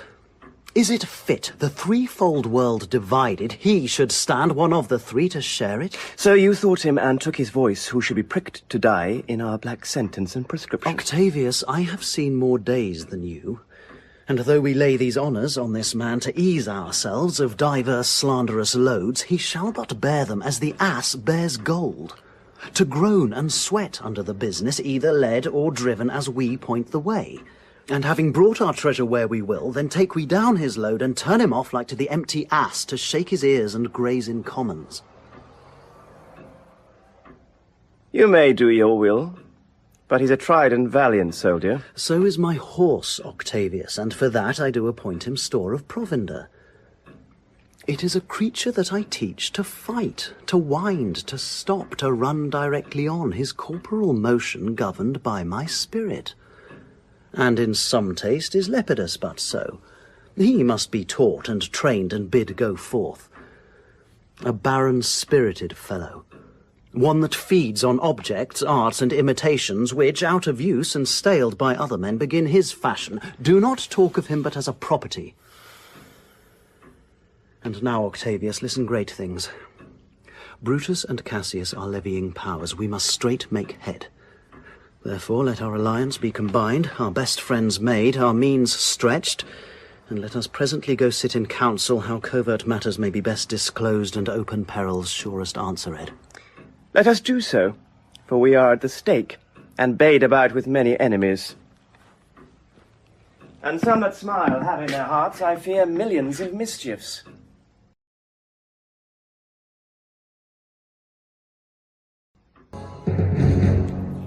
What now, Lucilius? Is Cassius near? He is at hand, and Pindarus is come to do you salutation from his master. He greets me well.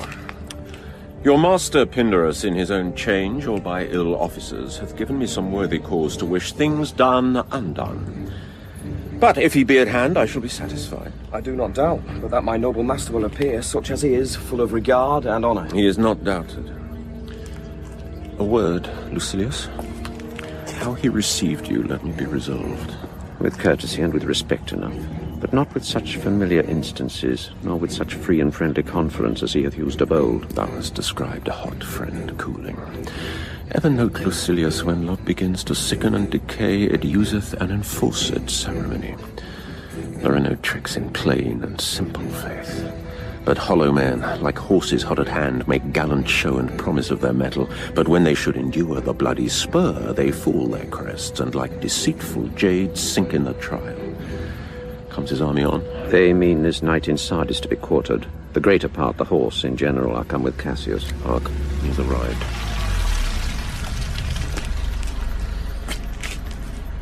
Stand ho!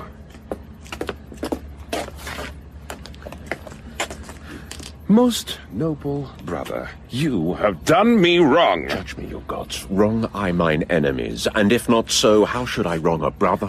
Brutus, this sober form of yours hides wrongs, and when you do them... Be content. Speak your griefs softly. I do know you well. Before the eyes of both our armies here, which should perceive nothing but love from us, let us not wrangle. Bid them move away, then in my tent, Cassius, enlarge your griefs, and I will give you audience. Pindarus, bid our commanders lead their charges off a little from this ground. Lucilius, do you the like, and let no man come to our tent till we have done our conference. Let Lucius and Titinius guard our door.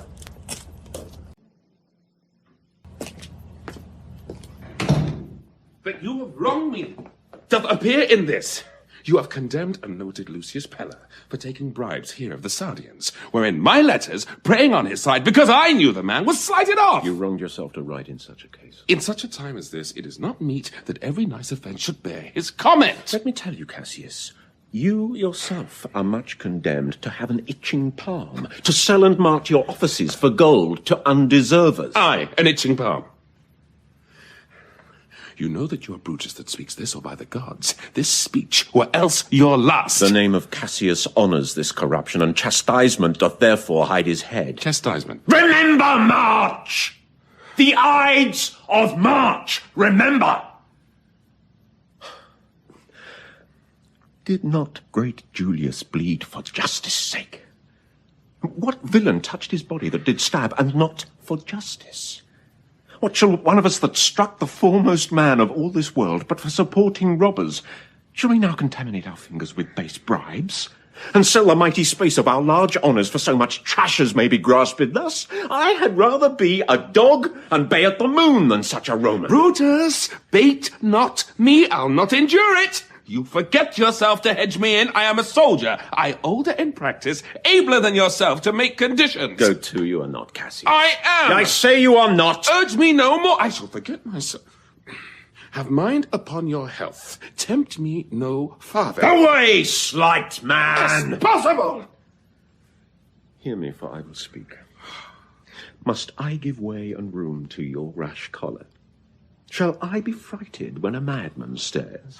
Oh, ye gods, must I endure all this? All this? I more fret till your proud heart break. Go show your slaves how choleric you are, and make your bondman tremble. Must I budge? Must I observe you? Must I stand and crouch under your testy humour? By the gods, you shall digest the venom of your spleen, though it do split you. For from this day forth I'll use you for my mirth, yea, for my laughter, when you are waspish.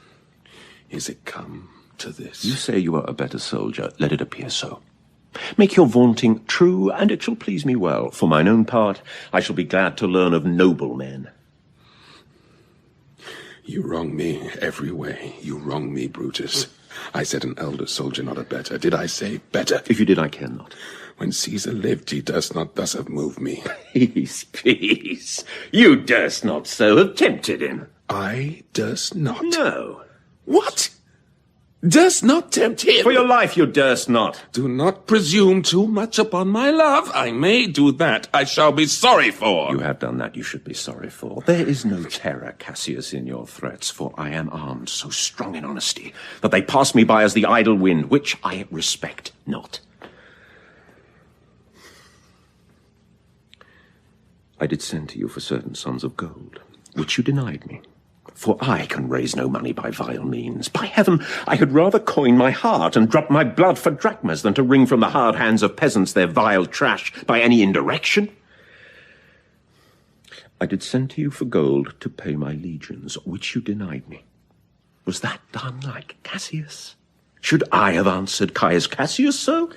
When Marcus Brutus grows so covetous to lock the rascal counters from his friends, be ready, gods, with all your thunderbolts. Dash him to pieces. I denied you not. You did. I did not.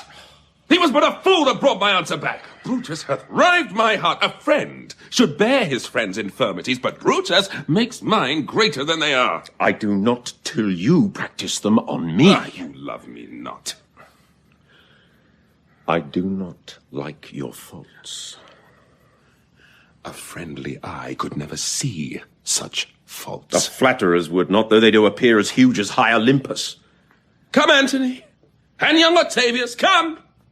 Revenge yourselves alone on Cassius. For Cassius is aweary of the world, hated by one he loves, braved by his brother, checked like a bondman, all his faults observed, set in a notebook, learned and conned by rote to cast into my teeth. Oh, I could weep my spirit from mine eyes. There is my dagger, and here my naked breast, within a heart dearer than Pluto's mine, richer than gold. If that thou beest a Roman, take it forth. I that denied thee gold will give my heart. Strike as thou didst at Caesar, for I know, when thou didst hate him worse, thou lovest him better than ever thou lovest Cassius. Sheathe your dagger. Be angry when you will, it shall have scope. Do what you will, dishonour shall be humour. Oh, Cassius, you are yoked with a lamb that carries anger as the flint bears fire, who much enforced shows a hasty spark, and straight is cold again. Hath Cassius lived to be but mirth and laughter to his Brutus, when grief and blood ill-tempered vexeth him? When I spoke that, I was ill-tempered too. Do you confess so much?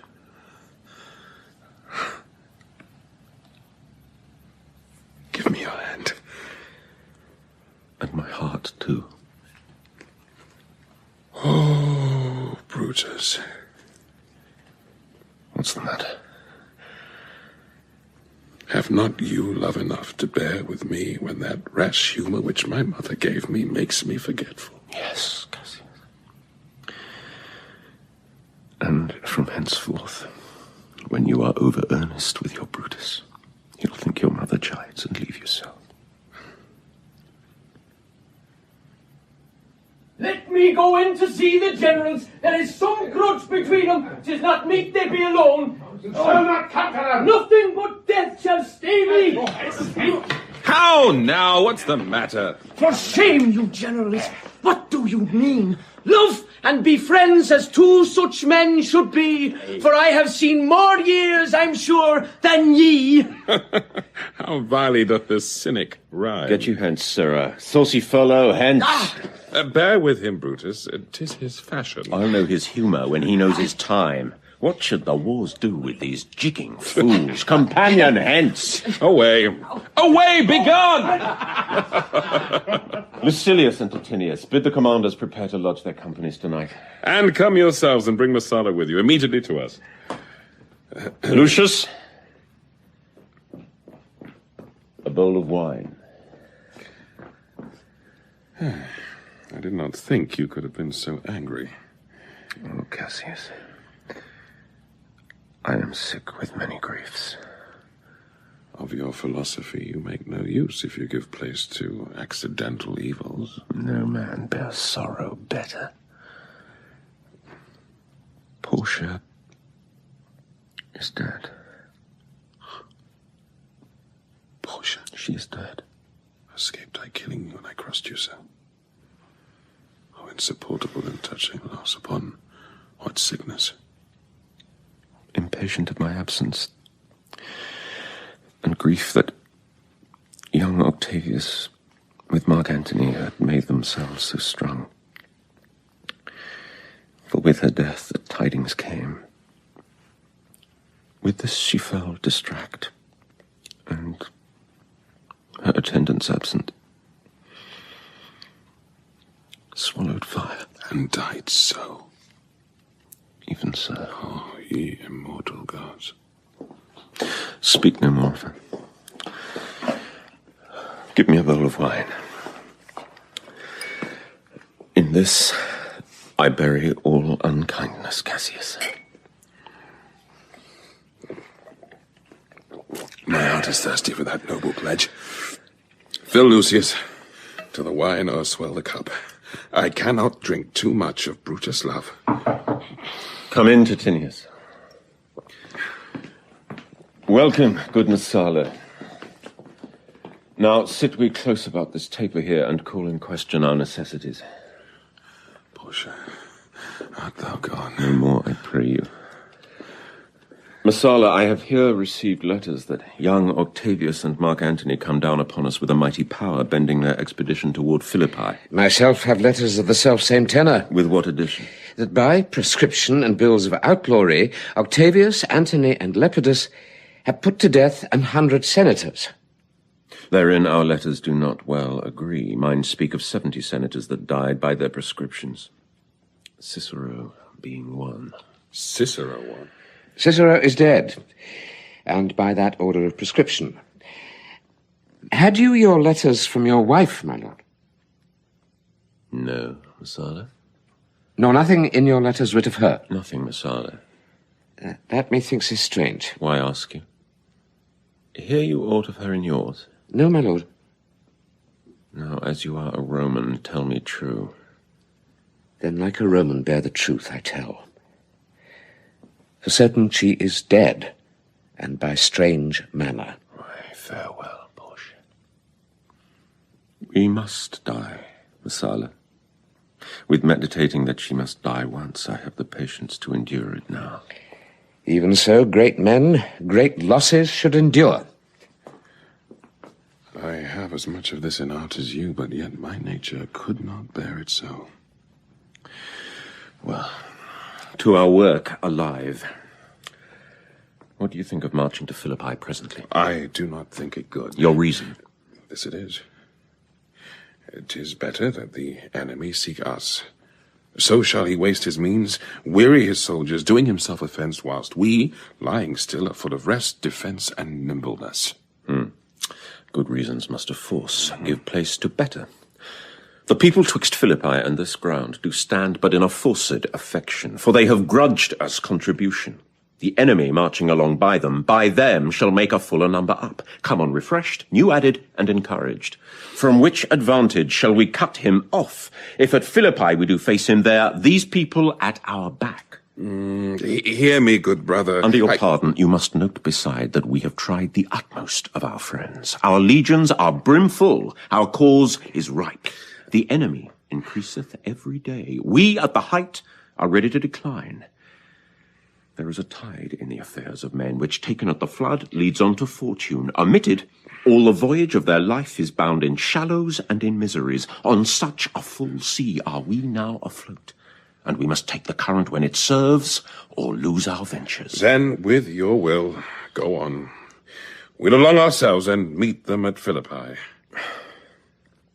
The deep of night is crept upon our talk, and nature must obey necessity, which we will niggard with a little rest.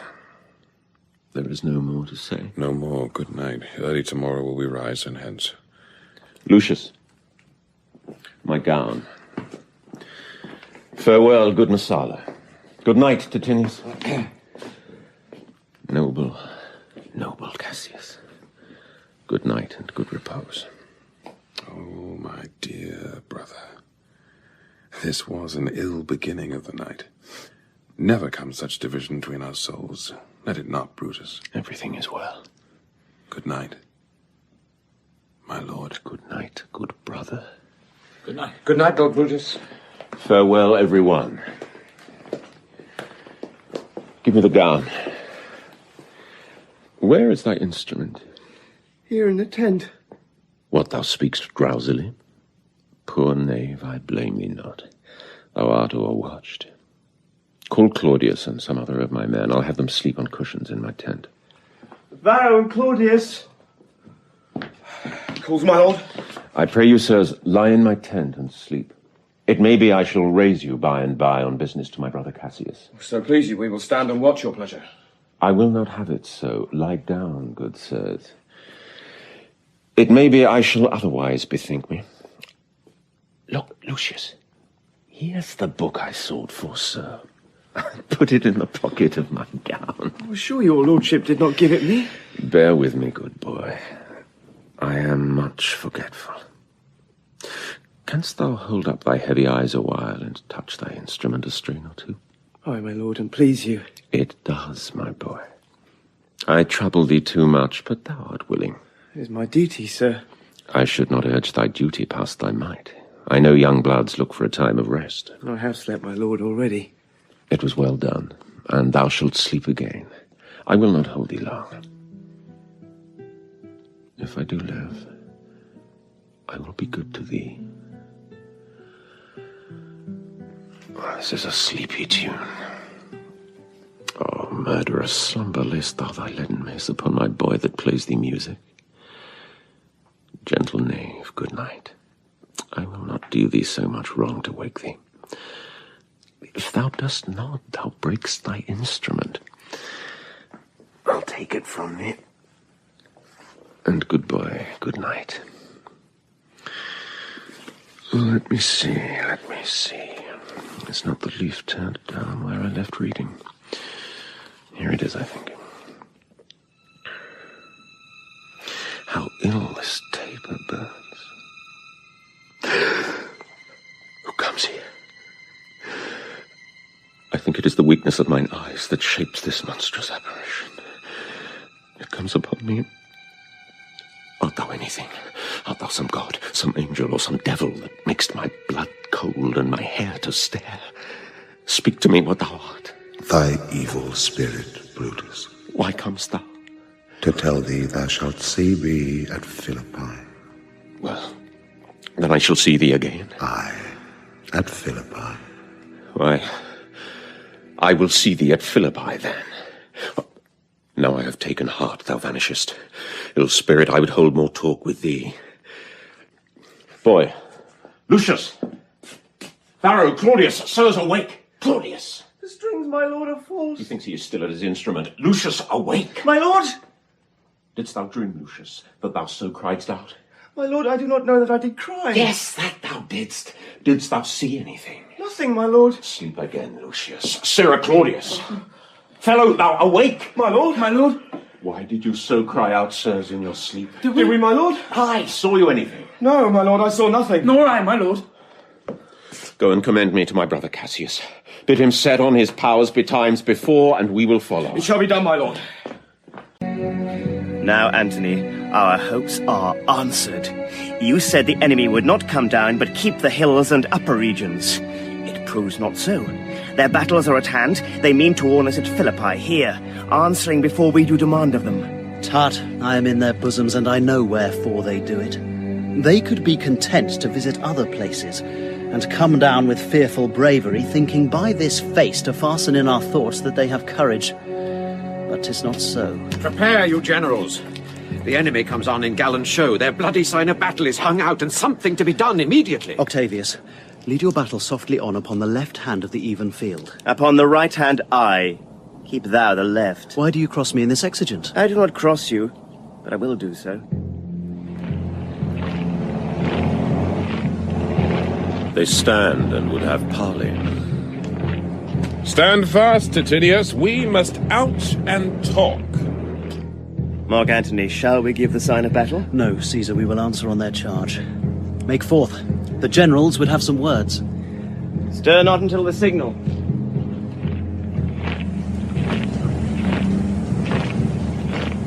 Words before blows.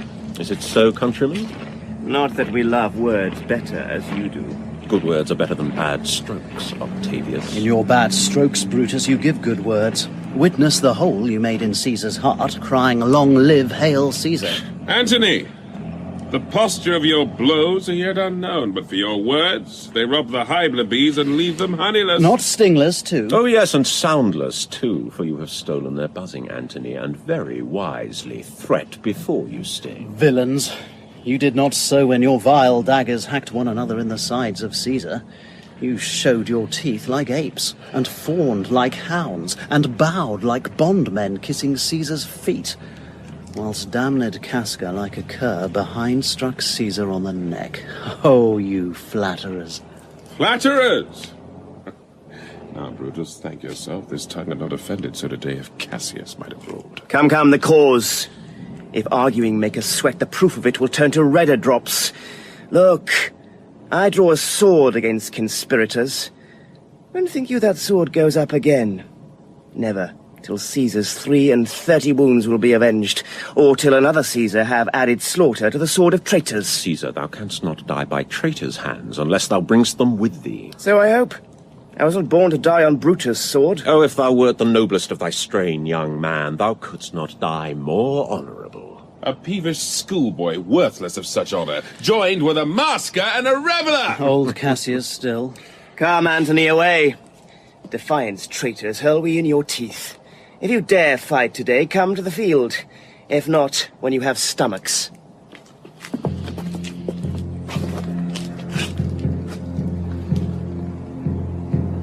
Why now, blow wind, swell billow, and swim back!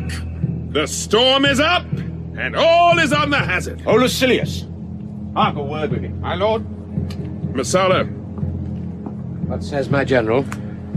Messala, this is my birthday.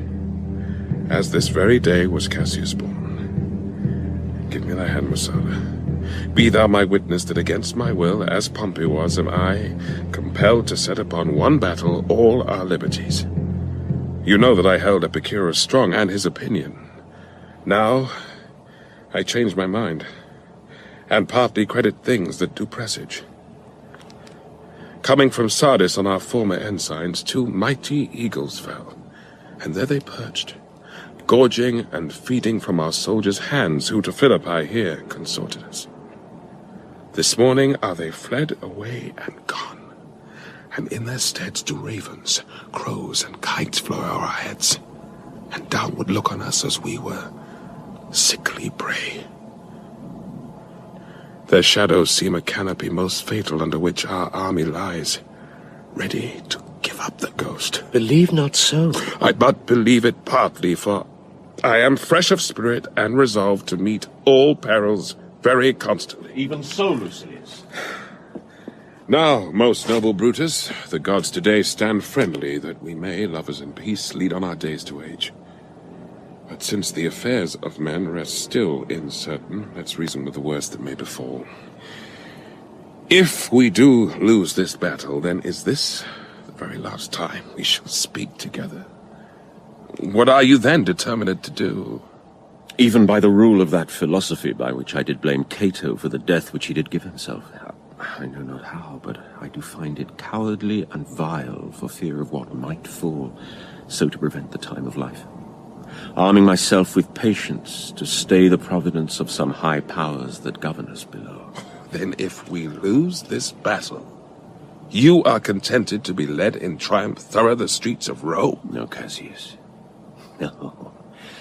Think not, thou noble Roman, that ever Brutus will go bound to Rome. He bears too great a mind. But this same day must end that work the Ides of March began. And whether we shall meet again, I know not. Therefore our everlasting farewell take. Forever and forever farewell, Cassius. If we do meet again, why, we shall smile. If not, why then this parting was well made. Forever and forever farewell, Brutus. If we do meet again, we'll smile indeed. If not, 'tis true, this parting was well made. Why then... Lead on! Oh, that a man might know the end of this day's business ere it come. But it sufficeth that the day will end, and then the end is known. Come ho, away! Ride, Messala. Ride and give these bills under the legions on the other side. Let them set on at once, for I perceive but cold demeanour in Octavius' wing, and sudden push gives them the overthrow. Ride, Messala! Let them all come down!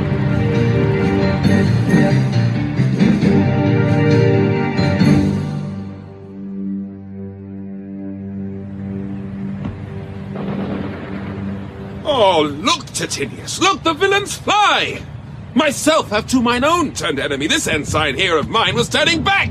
I slew the coward and did take it from him. Oh, Cassius, Brutus gave the word too early. Who, having some advantage on Octavius, took it too eagerly. His soldiers fell to spoil, whilst we by Antony are all enclosed. Fly further off, my lord, fly further off. Mark Antony is in your tents, my lord. Fly, therefore, noble Cassius, fly far off. This hill is far enough. Look, Titinius. Are those my tents where I perceive the fire? They are, my lord. Titinius, if thou lovest me, mount thou my horse, and hide thy spurs in him, till he have brought thee up to yonder troops, and here again, that I may rest assured whether yon troops are friend or enemy. I will be here again, even with a foot. Go, Pindarus, get higher on that hill. My sight was ever thick. Regard Titinius, and tell me what thou knowest about the field. This day I breathed first.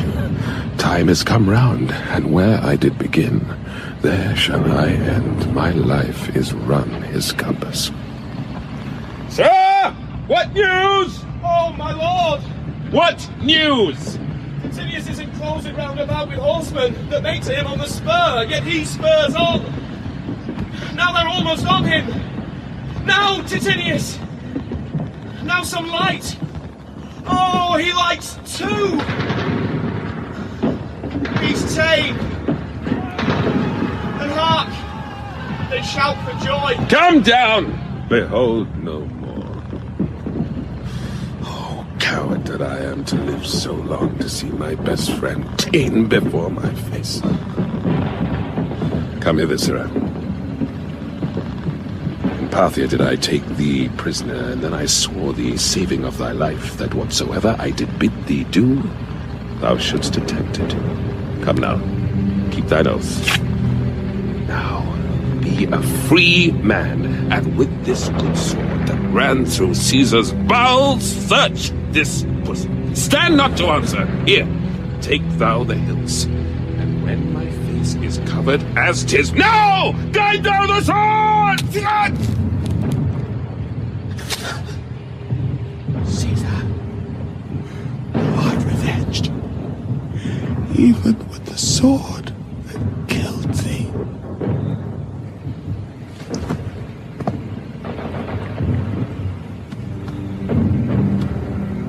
So, I am free. Yet would not so have been, durst I have done my will. Oh, Cassius, far from this country Pindarus shall run, where never Roman shall take note of him. It is but change, Titinius. For Octavius is overthrown by noble Brutus' power, as Cassius' legions are by Antony. These tidings will well comfort Cassius. Where did you leave him? All disconsolate, with Pindarus' bondman on this hill. Is not that he that lies upon the ground? He lies not like the living. Oh, my heart! Is not that he? No, this was he, Messala. But Cassius is no more. O setting sun, as in thy red rays thou dost sink tonight, so in his red blood Cassius' day is set. The sun of Rome is set. Our day is gone. Clouds, dews, and dangers come. Our deeds are done. Mistrust of my success hath done this deed. Mistrust of good success hath done this deed? Oh, hateful error, melancholy's child, why dost thou show to the apt thoughts of men the things that are not? O error, soon conceived, thou never comest unto a happy birth, but kill'st the mother that engendered thee. What, Pindarus? Where art thou? Pindarus! Seek him, Titinius! Whilst I go to meet the noble Brutus, thrusting this report into his ears, I may say, thrusting it, for piercing steel and darts envenomed shall be as welcome to the ears of Brutus as tidings of this sight. Hie you, Messala, and I will seek for Pindarus the while. Why didst thou send me forth, brave Cassius? Did I not meet thy friends? And did not they put on my brows this wreath of victory and bid me give it thee? Didst thou not hear their shouts? Alas, thou hast misconstrued everything. But hold thee. Take this garland on thy brow. Thy Brutus bid me give it thee, and I will do his bidding. Brutus, come apace, and see how I regarded Caius Cassius. By your leave, gods, this is a Roman's part. Come, Cassius' sword, and find Titinius' heart.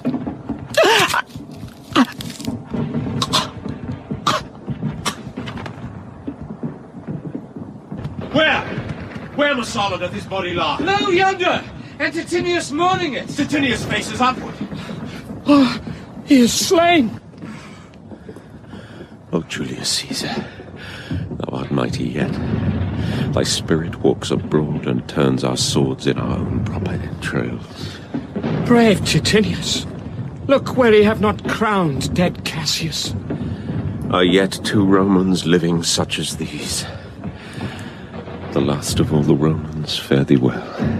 It is impossible that ever Rome should breed thy fellow. Friends, I owe more tears to this dead man than you shall see me pay. I shall find time, Cassius. I shall find time. Come, therefore, and to Thassos send his body. His funeral shall not be in our camp, lest it discomfort us. Lucilius, come. And come, young Cato, let us to the field. Labio and Flavius, set our battles on. 'Tis 3 o'clock, and Romans, yet ere night we shall try fortune in a second fight. Yet, countrymen, oh yet, hold up your heads. What bastard doth not? Who will go with me? I will proclaim my name about the field. I am the son of Marcus Cato, ho, a foe to tyrants and my country's friend. I am the son of Marcus Cato, ho! And I am Brutus! Marcus Brutus, I! Brutus, my country's friend! Know me for Brutus!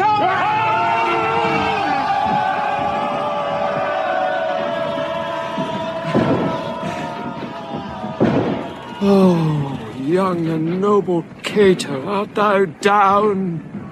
Why, now thou diest as bravely as Titinius, and mayst be honoured being Cato's son. Yield or thou diest! Only I yield to die!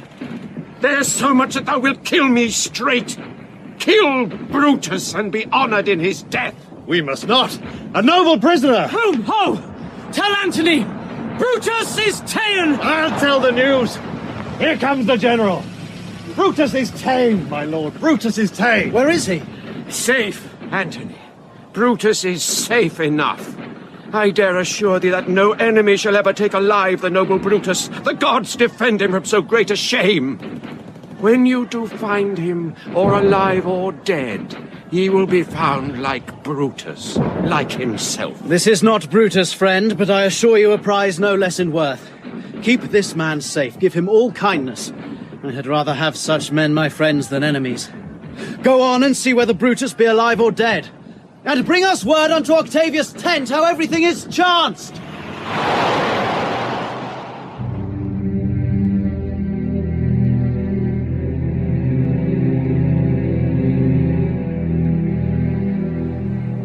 Come, poor remains of friends. Rest on this rock. Statilius showed the torchlight, but, my lord, he came not back. He is or ta'en or slain. Sit thee down, Clitus. Slaying is the word. It is a deed in fashion. Hark thee, Clitus. Want I, my lord? No, not for all the world. Peace, then. No words. I'd rather kill myself. Hark thee, Dardanius. Shall I do such a deed? What ill request did Brutus make to thee? To kill him, Clitus. Look, he meditates. Now is that noble vessel full of grief, that it runs over even at his eyes. Come hither, good Volumnius. List a word. What says my lord? Why, this, Volumnius. The ghost of Caesar hath appeared to me several times by night. At Sardis once, and this last night, here in Philippi fields. I know my hour is come. Not so, my lord. Nay, I am sure it is, Volumnius. Thou seest the world, Volumnius, how it goes. Our enemies have beat us to the pit. It is more worthy to leap in ourselves than tarry till they push us. Good Volumnius, thou knowest that we two went to school together. Even for that, our love of old. I prithee, hold thou my sword hilts whilst I ran on it. That's not an office for a friend, my lord. Fly, fly, my lord! There is no tarrying here! Farewell to you, and you, Volumnius. Strato, thou hast been all this while asleep. Farewell to thee too, Strato. Countryman, my heart doth joy that yet in all my life I found no man but he was true to me. I shall have glory by this losing day more than Octavius and Mark Antony by this vile conquest shall attain unto.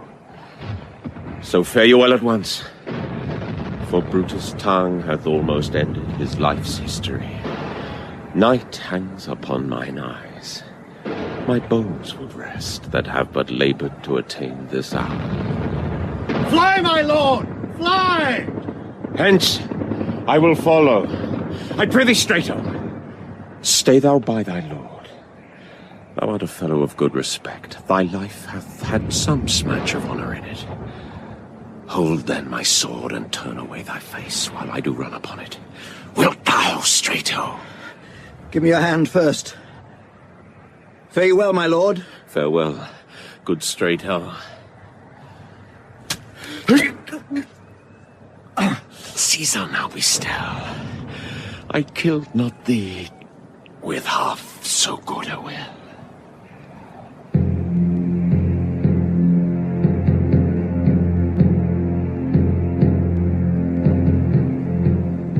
What man is that? My master's man.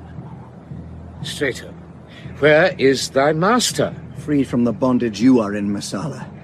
The conquerors can but make a fire of him. For Brutus only overcame himself, and no man else hath honour by his death. So Brutus should be found. I thank thee, Brutus, that thou hast proved Lucilia's saying true. All that serve Brutus, I will entertain them. Fellow, wilt thou bestir thy time with me? Aye, if Messala will prefer me to you. Do so, good Messala. How died my master, Strato? I held the sword, and he did run on it. Octavius then take him to follow thee, that did the latest service to my master. This was the noblest Roman of them all. All the conspirators, save only he, did that they did in envy of great Caesar. He only, in a general, honest thought and common good to all, made one of them. His life was gentle, and the elements so mixed in him that nature might stand up and say to all the world, this was a man. According to his virtue, let us use him, with all respect and rites of burial. Within my tent his bones tonight shall lie, most like a soldier ordered honourably. So call the field to rest, and let's away, depart the glories of this happy day,